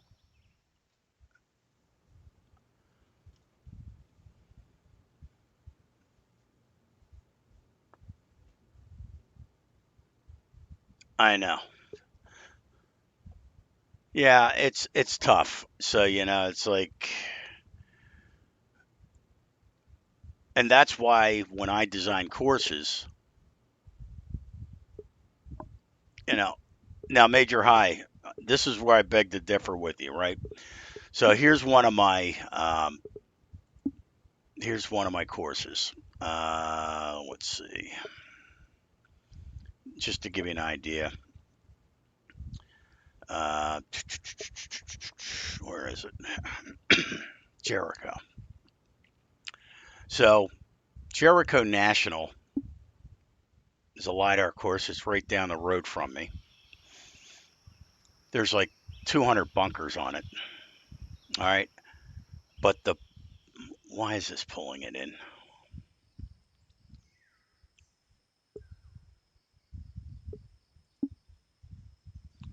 But point being, all these bunkers, see how good they look? I didn't touch these. So my point is, if the LiDAR data is accurate and you spline perfectly, these bunkers, I didn't have to touch, thank God. Look at all these bunkers in this course. But I didn't have to touch one bunker. They're perfect.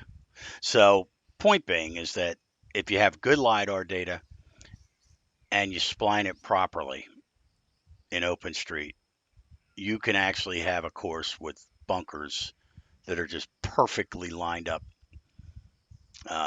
in there, right? So, that's all I just wanted to show you there. I mean, it is possible. Because if I would have had to go in and tweak every one of these bunkers on this frickin' course, I would have been there for an additional 2 days doing them. So,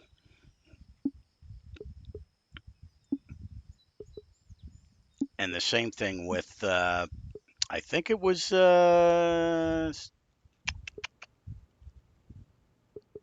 Riviera. I did Riviera Country Club.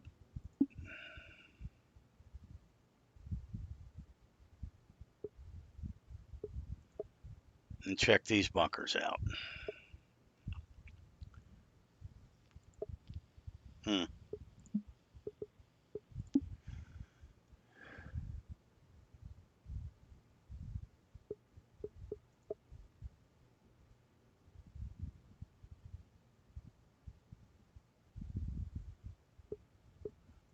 I guess I'm gonna have to upgrade my dial-up. What the hell? All right, whatever. I get the gist of it. But most of my courses that I LiDAR, one, I've been lucky with the LiDAR data. Do I even have it in here already?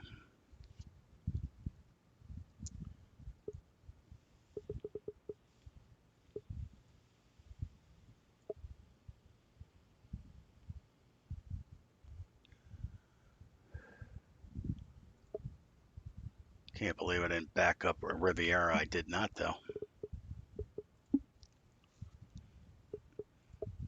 Yeah, I was all paranoid because it's like, oh, these guys are going to frickin' remove my courses, meaning HB, because it was a name of a course. They got rid of Augusta. I'm like, well, what's to stop them from removing mine, you know? But again, Riviera, same thing. I didn't touch these bunkers. These bunkers are virgin out of OpenStreet because the LiDAR, I got it lined up. It was off, but I ended up spinning it, getting it lined up in these areas. I didn't touch these bunkers. They're freaking awesome, you know? I mean, they're perfect. So, anyway, let's look at yours.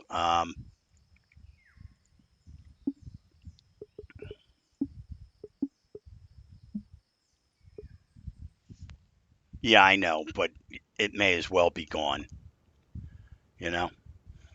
Okay, so let's find Major High's course. Which one was it? Okay, conservatory.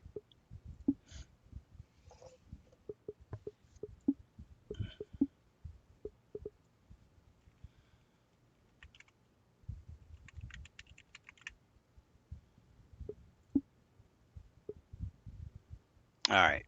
Which one is it? Which one do you want to look at? This one?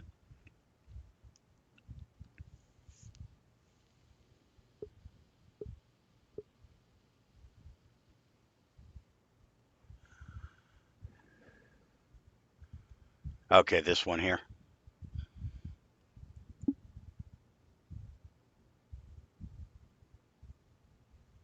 Okay.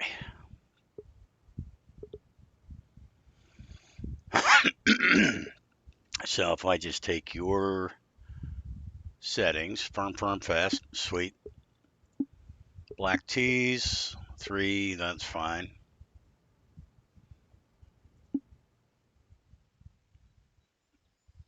All right, you're saying this was flagged as approved only?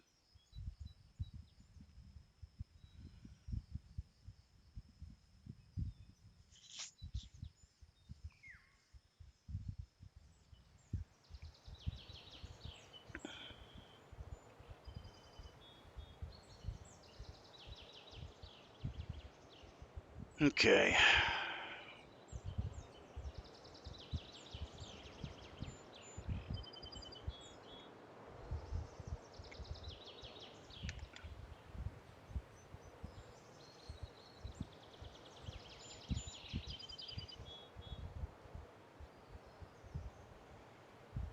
Yeah, I'm not as anal as Adam.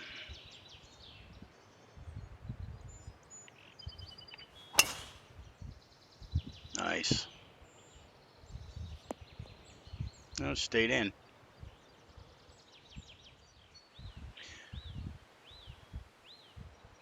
Yeah, I mean, so the first thing I look at in any LiDAR course is the contouring of the bunkers, right? And they look like they're pretty well lined up.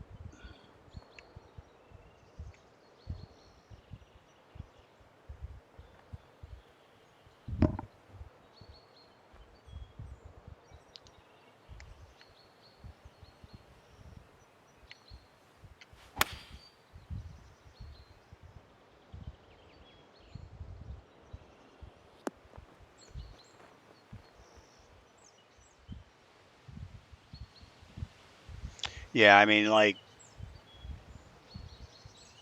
I'm careful to look at the greens, like that area there. It's like, okay, is it truly like that? Or does it just need to be shifted a little bit to get that a little more flatter? But if the if the bunkers line up perfectly, then I'm going to say, all right, then it's not that.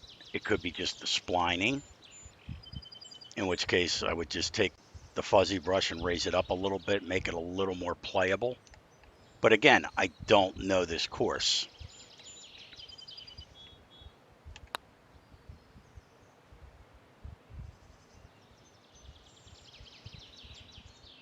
Okay, cool.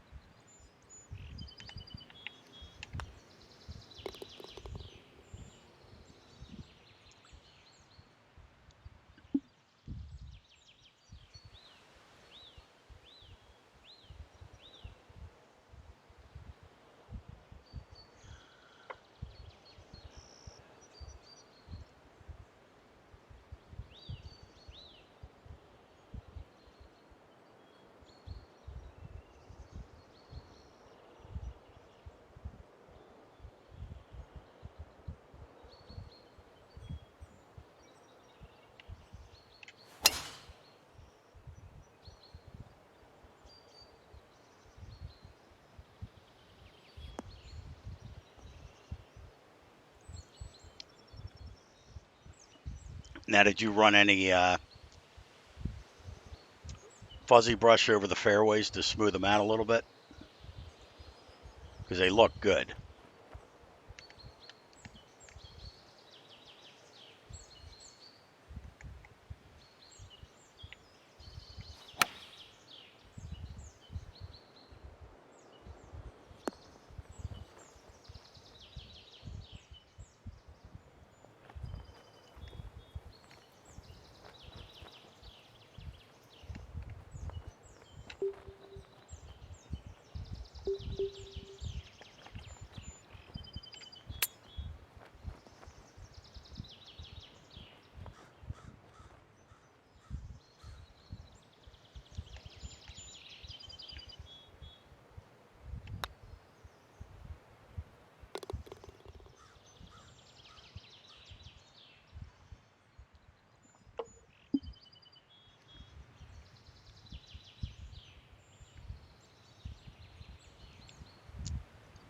Yeah, I mean, I don't see.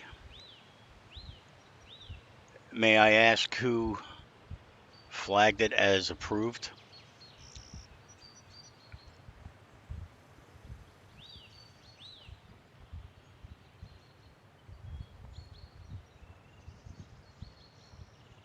Hey, Pemmings Wool. No, no.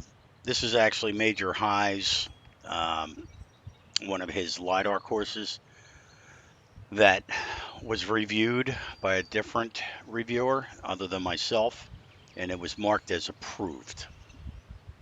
And he wanted me to just do a quick playthrough and find out, you know, why.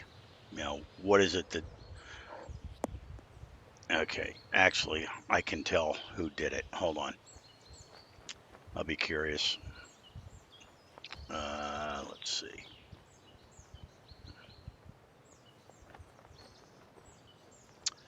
Let me find it.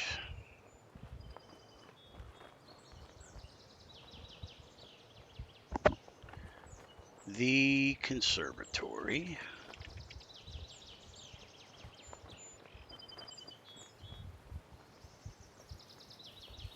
Nope.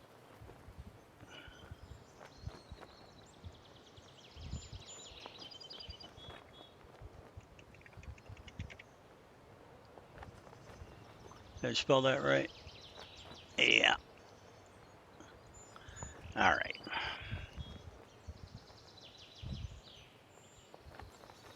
So we got Fickett and you're Chris, right? Okay. I see. I see who did it. Okay.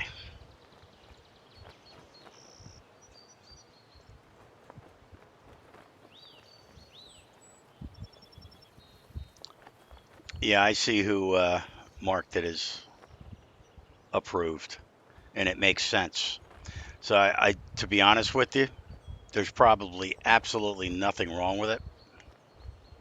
It's just that this guy is a ball buster, um, and he does not believe in the LiDAR. He likes fantasy courses.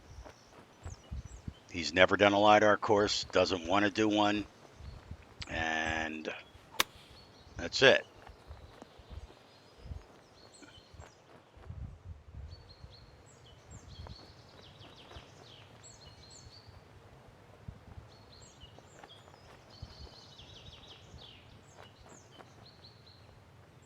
Hmm. No, that's not true, Adam.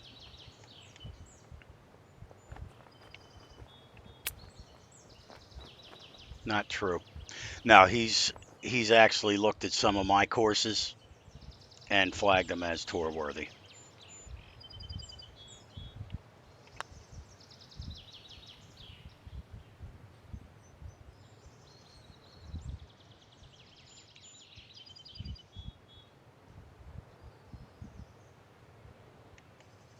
Oh, yeah, absolutely. I mean, you know, I no, I don't see anything wrong with this.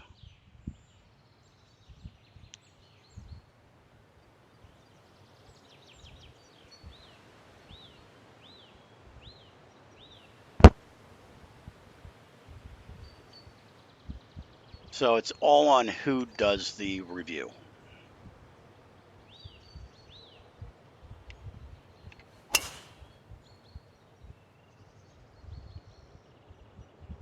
because Matt Fritsch is the toughest one, I think, with LiDAR courses, but he's becoming more accepted um, with them. Like when I first started, he would just be like, "No, man, no, no, this, that, and the other thing," but he actually, well, the last four or five that he looked at with mine, he did mark them as tour worthy. So, and even with the one, I think Cricket Club. Let's see. I'm just curious. My courses. Let me look. My designer page.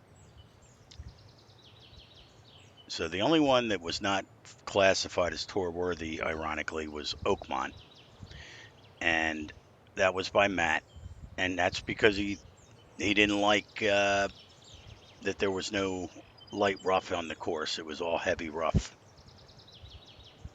So, you know, I really wouldn't take it to heart as far as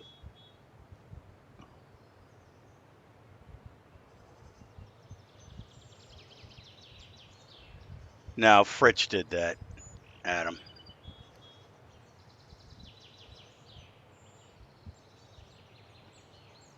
Yeah, my evil twin. Exactly. I mean, he didn't.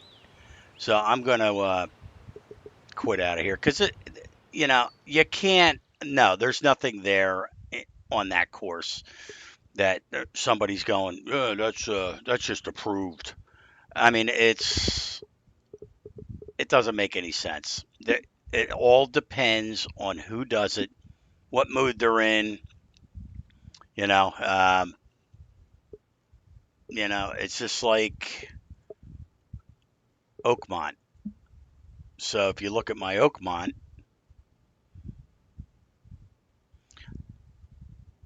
come on, you piece of shit. Today, please. So here's my Oakmont, and he marked it as approved, not tour worthy. And I questioned him on it, and I'm like, yeah, man, I did a great job on the bunkers and this and that and the other thing. But ultimately, it came down to there's no light rough on the course, right? All this is heavy rough as it is. I mean, in real life, there is no light rough on Oakmont. So everything is heavy rough. He didn't like that, so he approved it instead of yeah. So it wasn't. It's not. It has nothing to do with is it real? You know. I mean, there was so much freaking planning. It was ridiculous on this course. But it's yeah. He just did not like that I didn't have any light rough on here, so it was approved. And after that, he understood that, and and you go back to my newer ones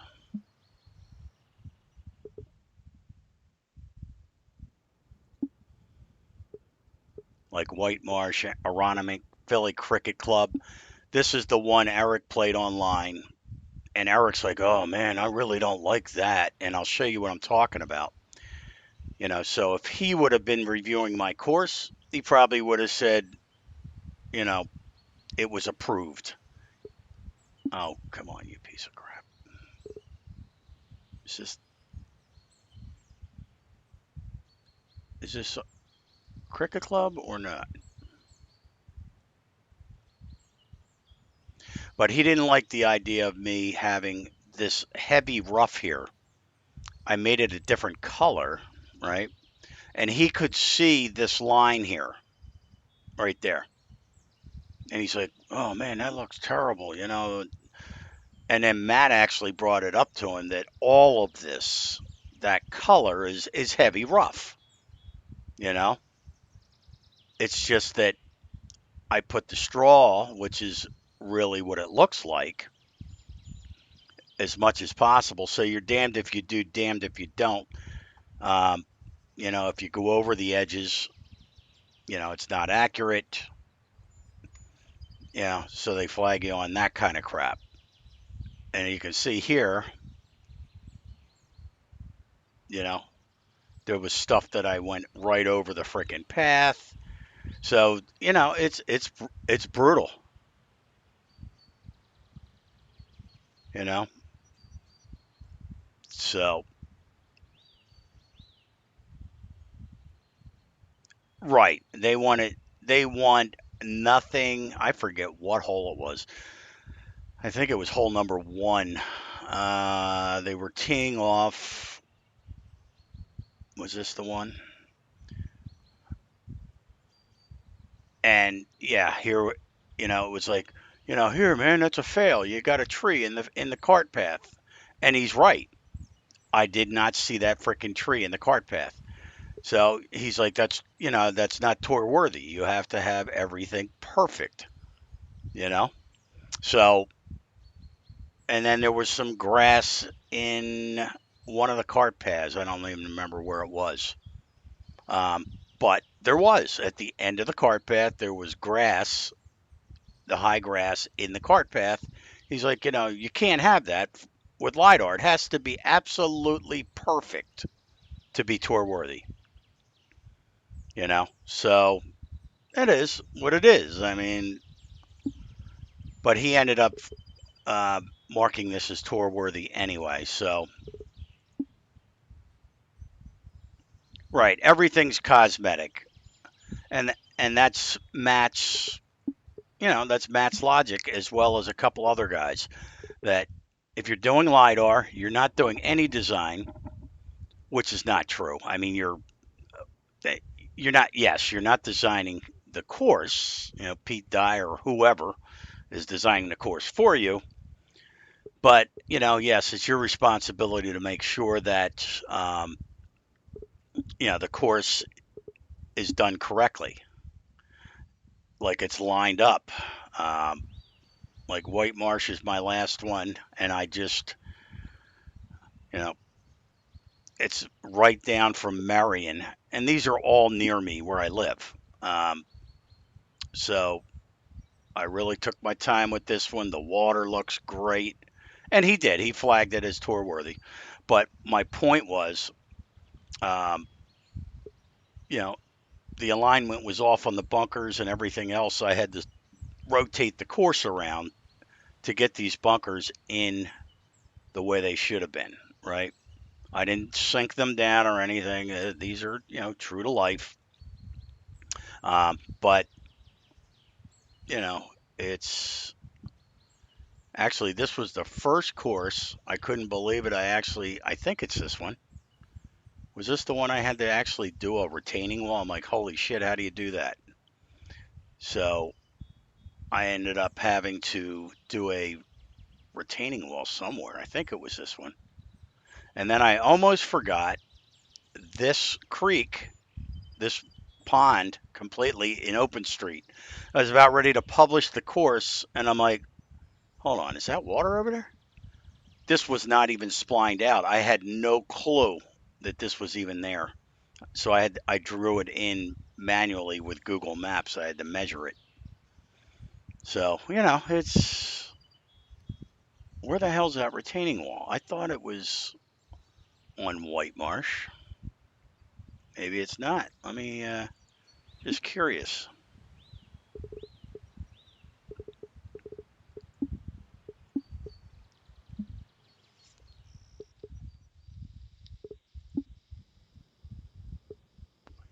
Maybe it was a Ronimink. And again, these are all beautiful, gorgeous courses, man.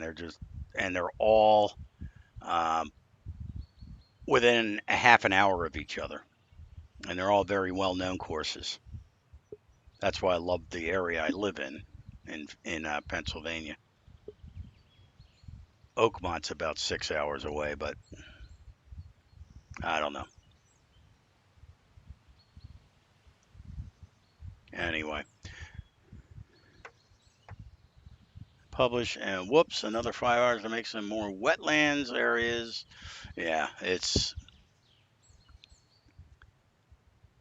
yeah, I'm burnt out. So, I was on a freaking roll putting that two courses a month, and it is what it is. I mean, it was just I had enough. So yeah, I mean, major high. Yeah, I mean, it all depends what you do. I mean, I do the Google Earth and I find out where the freaking high grasses are, and I mean, there's only so much you can do. Yes, could I go in this area and put some freaking big boulders and make it look cooler? Yes, I could. Um, but am I going to? No, because it's not part of the course. It's real simple. I make it to what it looks like. Oh, there's my retaining wall. My first ever retaining wall. I actually had to do a retaining wall. I think I did a pretty good job of that. I don't know. 3 layers.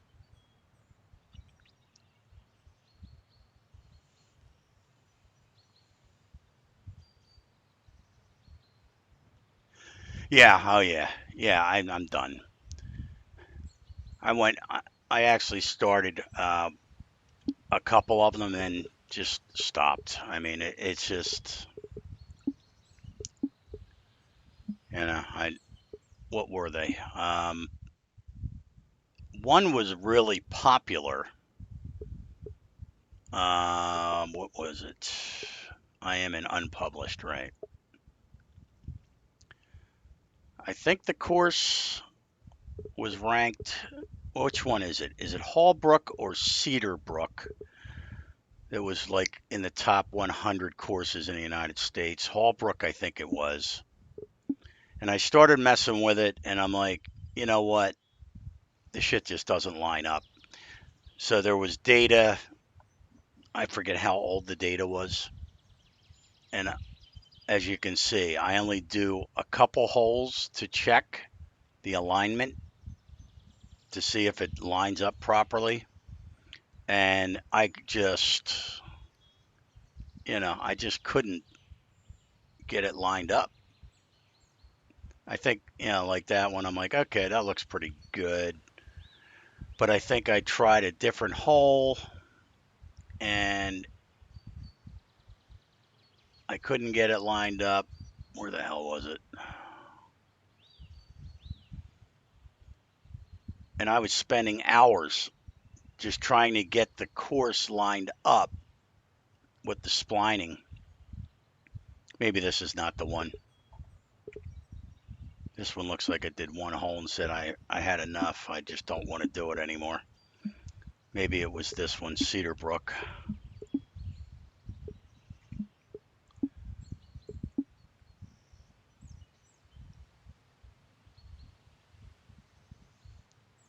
Copper Dunes, baby.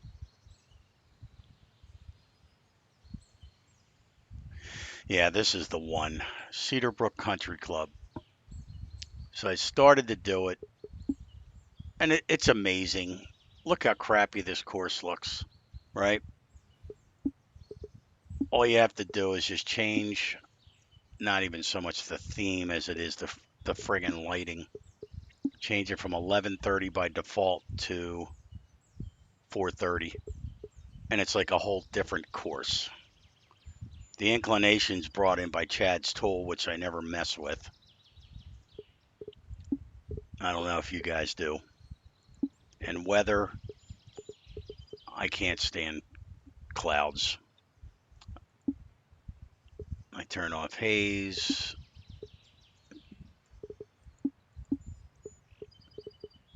I don't want rain. I don't want clouds. That's better.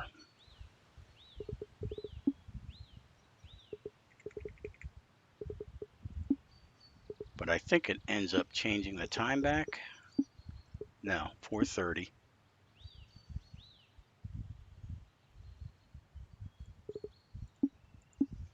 So this is a course I started to spline it, and I don't know what happened. I think I gave up because of the alignment.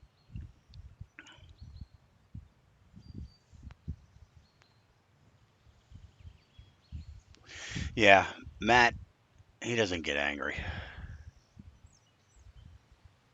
I mean, that bunker looks pretty good.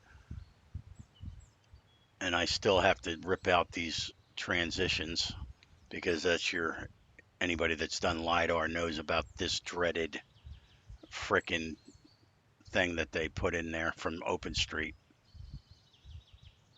So Yeah, I'm just fried.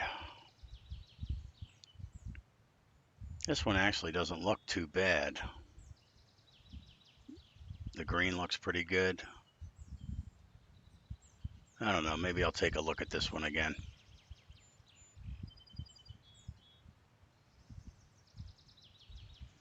Yeah, Matt Fritch, he's he never gets upset.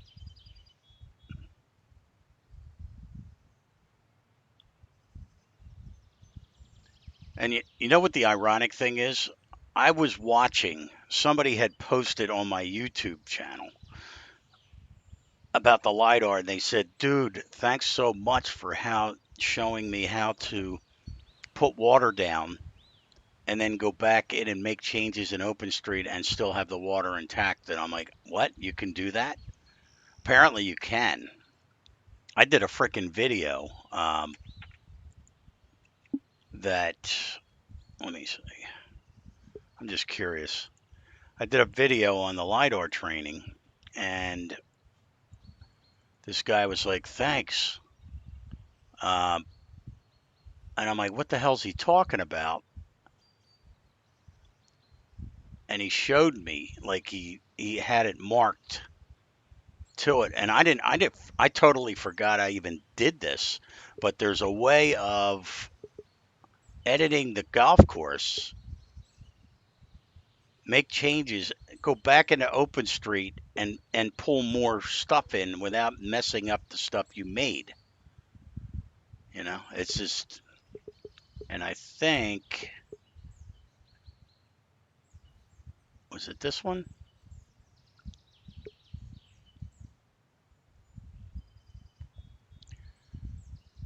Okay, so first thing you and have to do and I is think actually I get the app itself. And you can get that here I'm trying to at mute myself here GitHub. and I can't mute it. All right, there we go. So I did some. Adam, did you ever do that? I can't remember where it was. I showed somebody how to do something with water, and it was, oh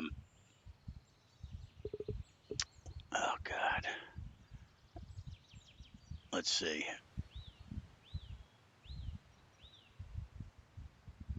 Same problem. I can't find anything that works. I spine, blah, blah, blah.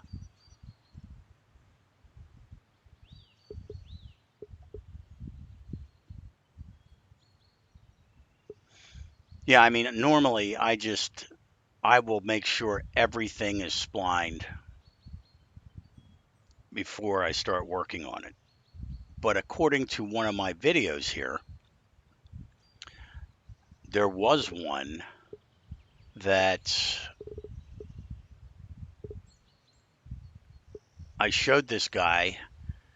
I added water to the course, and I remember it was Marion, so it had to be an older video. So maybe it was my other one.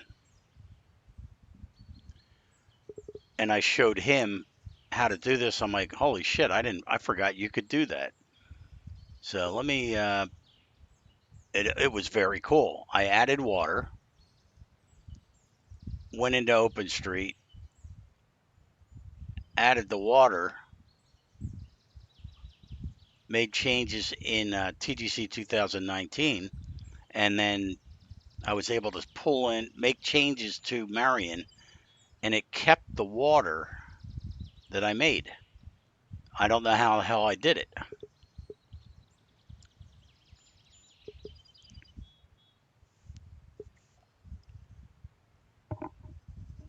Yeah, I mean, I only did that one retaining wall. That was my first ever and only retaining wall.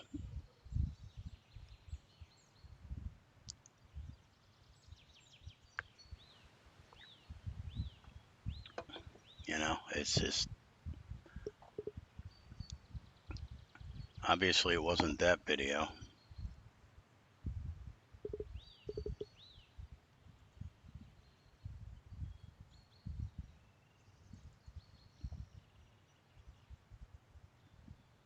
So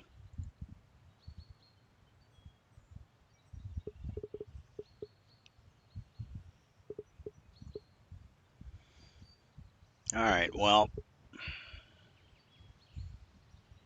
I don't know. Maybe I'll look at Cedar Brook again at some point. Where is that one anyway? Is that another local one? Good old Blue Golf.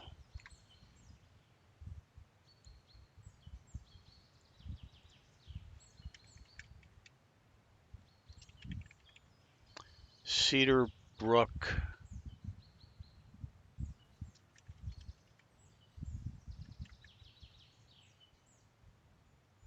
Nothing.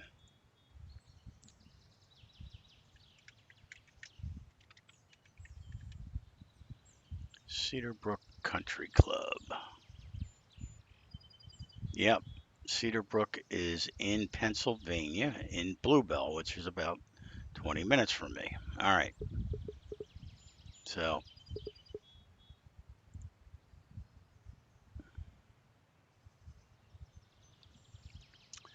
yeah, I mean, I end up having to, you know, you know me, like this one. W.F. Mitchell made it. It's a private course.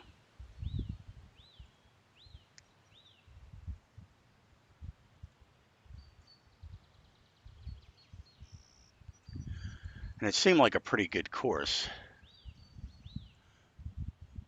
And that's when I started working on it. I'm like, yeah, let me give this a shot. Now you say randomized terrain. What do you mean?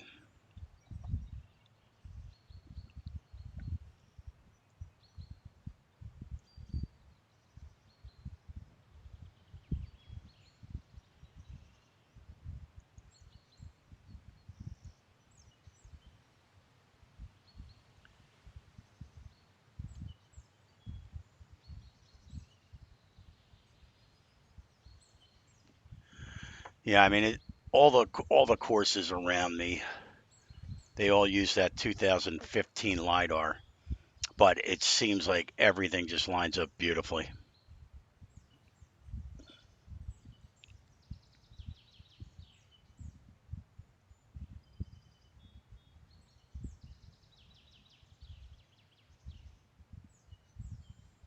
Never heard of them.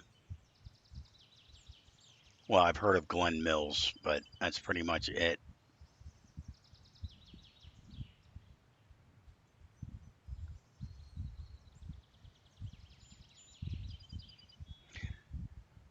You know, it's funny. I found it's not really a bug in TGC 2019, I mean, but if you play a course with someone else, you can actually pull in somebody's map and edit it, but you can't save it. So, you know, like I'm always talking about, uh, if I if I just pick a course in here, I can't. It's been a while. I showed Canuck, and he was like flipping out. He's like, "That's amazing." But if you, I found it by mistake.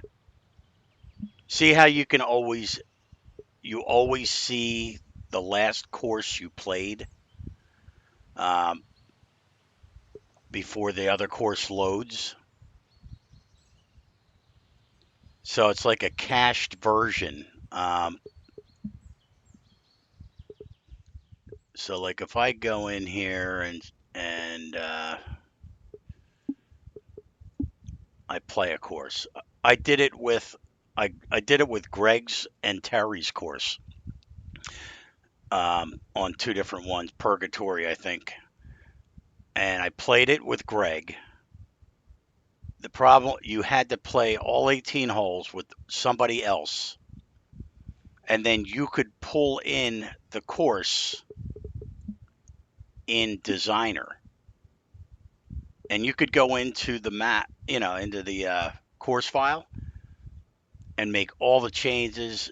And I did it with Greg live, and he's like, "Dude, you just moved my clubhouse into the lake." I said, "Yeah, I know."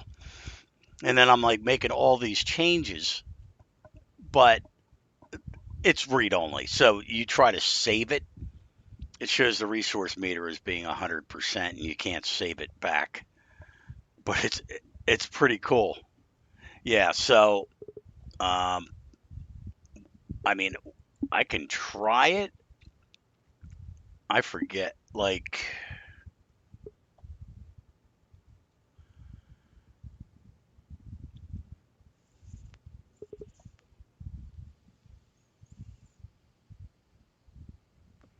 I don't think it matters. But ironically, all the ones that I tried it with were all Steam players because I can't play somebody on PS4. So we can, I don't know. I've never tried it. So I think I can't remember even how I did it. It was like a year ago. Um, how the hell did that work? We would play the course, and then somehow I went into the designer. Right, exactly. Yeah, you can't make changes, but it would be good for like the show to play a course that, because I always say that it's like if I could just get this person's course file and make the changes myself, you know, well, I could do that. I could edit their course file, make the changes, record the changes I'm doing, and then post that. You know what I mean? Right, exactly. Right. You can't save it. So we would have to try that, Adam, or something. Just pick a course and um, I don't know. I've never tried it like a ghost.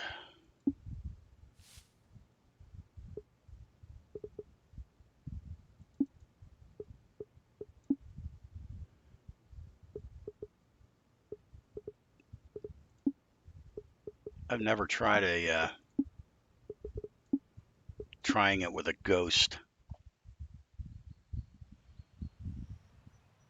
Yeah, I don't know. I mean, it's been so long that I've tried this. I don't even remember how the hell I did it. I don't remember how I did it. All I do remember is we had to play the course.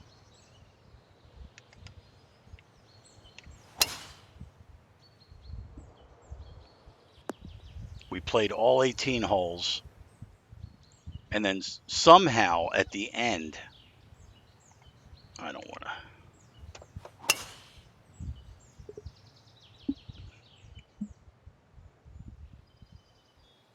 So we ended up playing it, and somehow I ended up getting into the designer and being able to pull up the map file.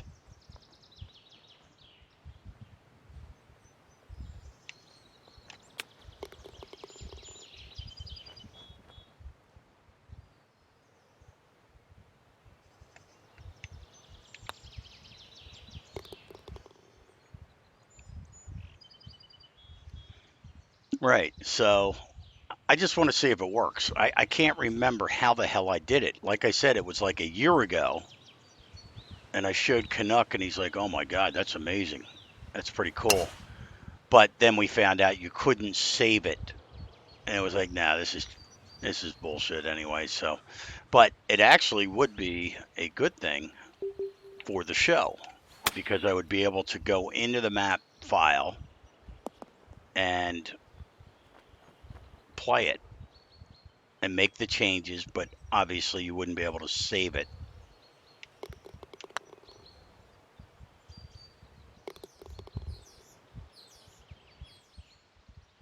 All right, man.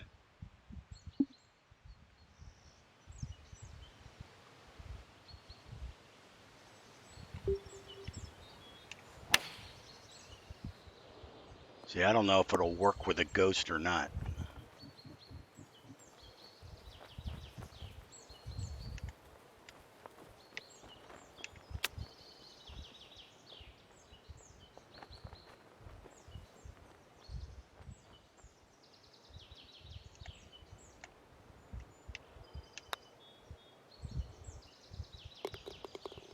That's it, man. It was just too funny because we're playing Greg's course, and I did whatever it was I did, and I shared my desktop. And I'm like, look, I'm in your course editing it. He's like, get the hell out of here. How would you do that? I'm like, yeah, look, I just put your clubhouse in the middle of a freaking lake. But then you can't save the stuff, but it's just funny. And it would be funny to take somebody's top notch course and change the shit and throw their clubhouse out in the water and barnyard animals everywhere. That would be a riot.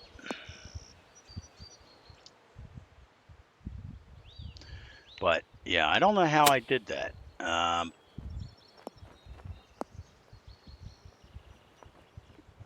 Because when the game ends, all right, maybe that's what it is.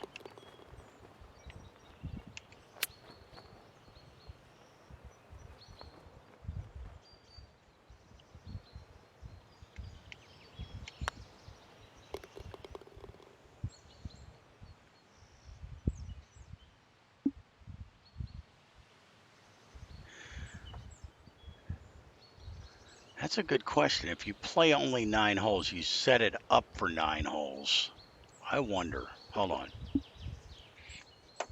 If you set it up for 9 holes, and does it have to be somebody online with a private match? So let's see. Play format. Yeah, whatever. That's fine. No. Custom rules. There we go. So round length, back nine, done.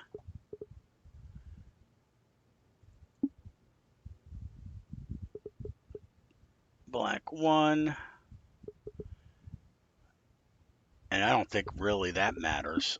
So we may need to be online, playing with somebody that's actually online. So I'm going to rip through these 9 holes. At the end, I want to see if I can get into the course file.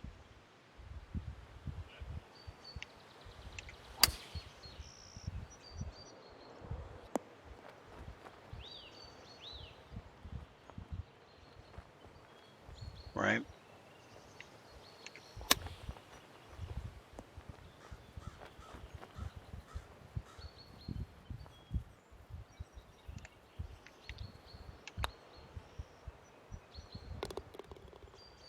Yeah, you could just email it to me. Yeah, that's the beauty of the PC. Yeah, I did a collab with Dwayne from What's Going On. And we were having fun just sending the course file back and forth. He would do his piece, I'd do my piece, and he would tweak it, and I would tweak his, and yeah, it's cool that you can actually share that file.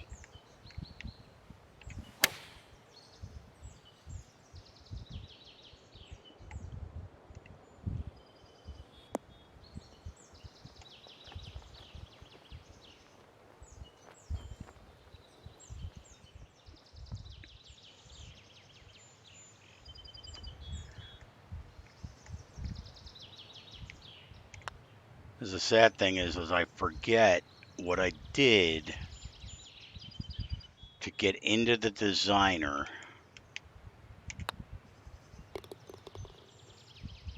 so I was able to see it.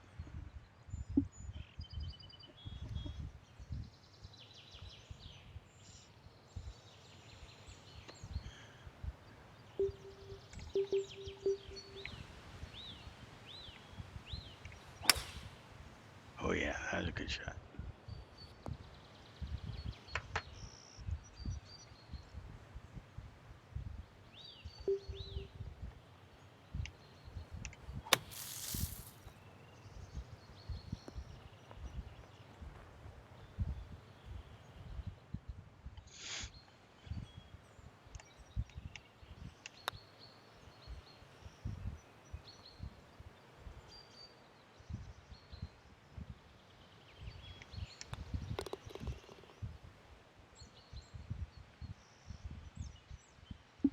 What's that, Vlad?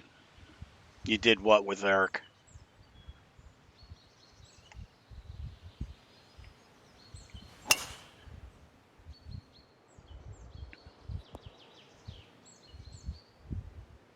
You did the thing I showed Canuck, who showed Terry, who showed Eric, and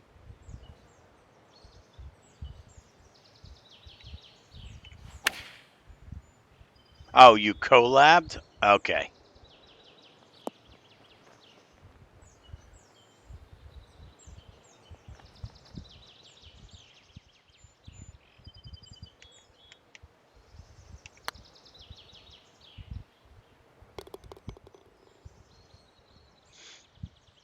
Yeah, sharing the file. That's cool.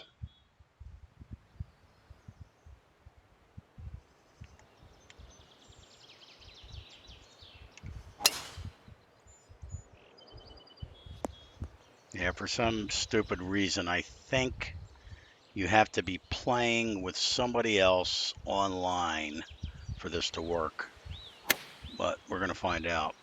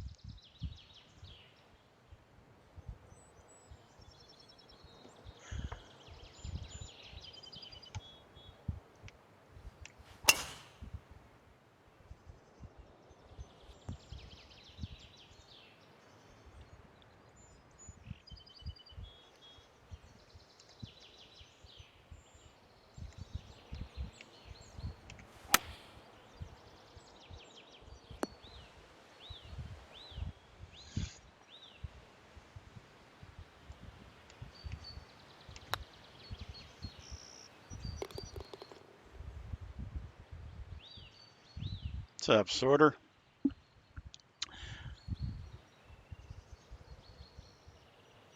The suspense is killing me here. Let's see.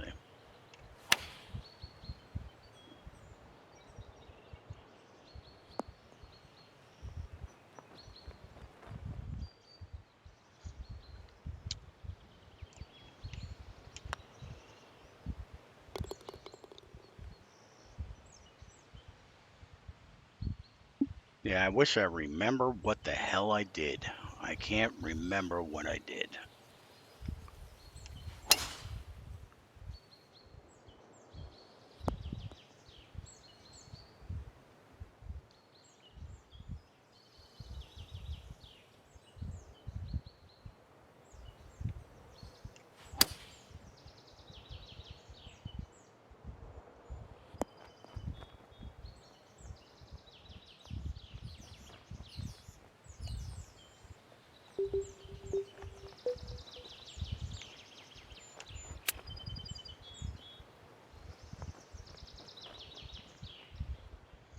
All right, so the game's going to end now.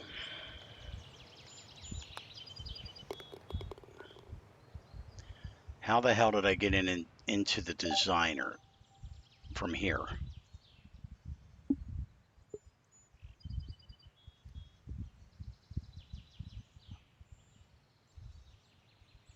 How did I get into the designer? So we finished the round.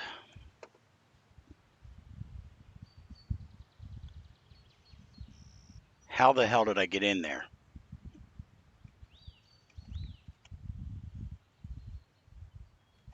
F10 doesn't.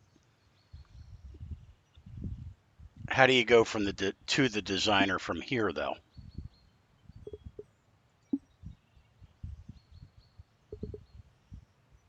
You know,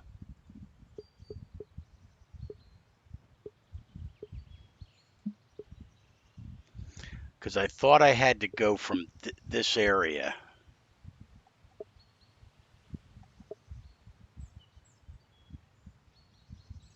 tight there. What do you mean?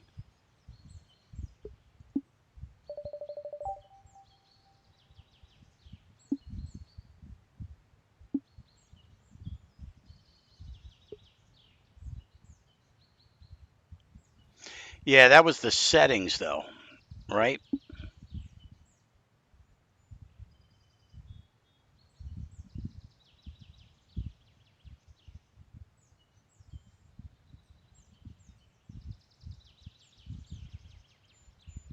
And I think,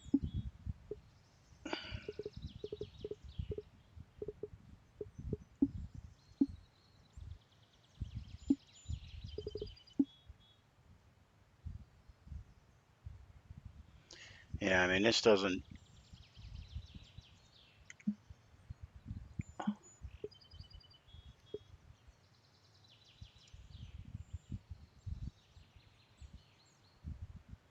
yeah, I mean, if there was a way of getting into the designer from that scorecard when the course is still in memory,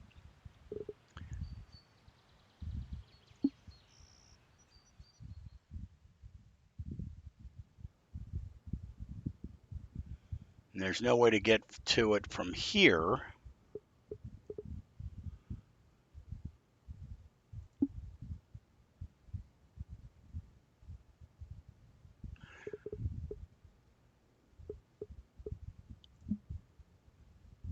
Yeah, I mean, I'll have to play with it offline and try to figure it out. Greg maybe remembers.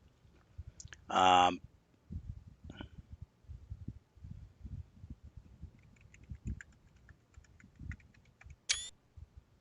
no, I mean, if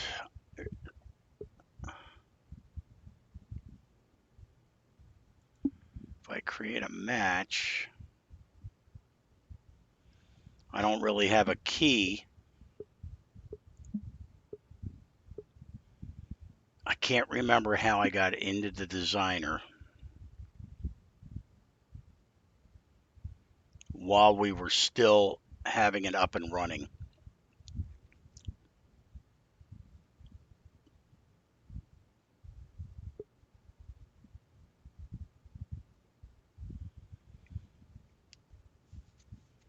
Yeah, I mean, but I did go in there and it didn't show squat because you're not actually into the.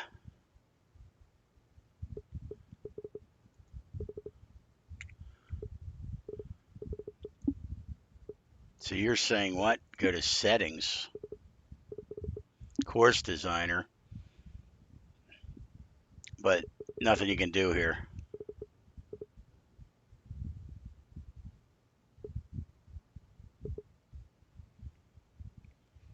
unless I'm missing something.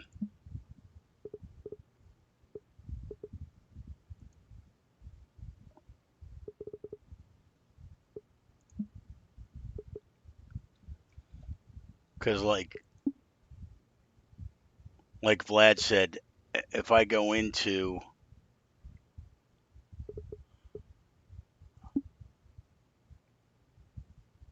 it will show a cached version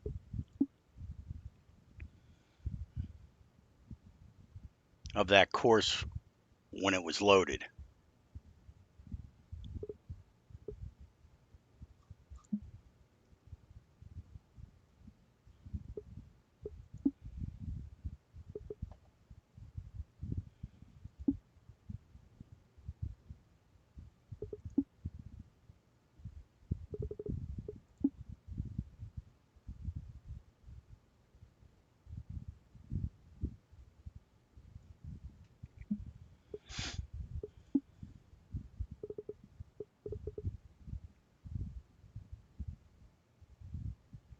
Oh, yeah, I think the only way I can test this is to have somebody play 18, but I can't remember how the hell I got into the designer while uh, we had just finished, and somehow I was able to pull that course up because I did it by mistake, and I can't remember what the hell I did.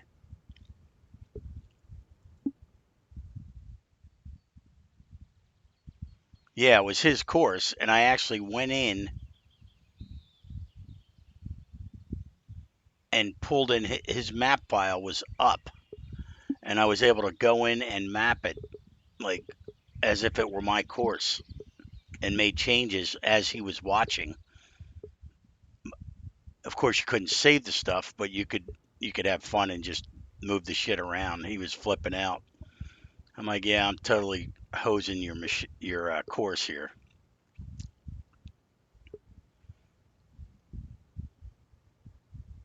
So, but now Greg and I played Terry's course, and I was able to get the Kraken in and make changes to it. So it didn't matter if it was his course or not.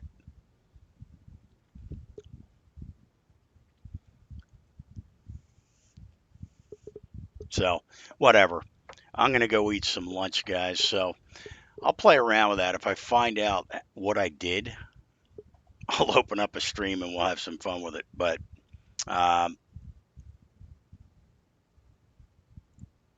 I'm gonna sign off and probably talk to you later tonight or something. All right. Be good. See ya.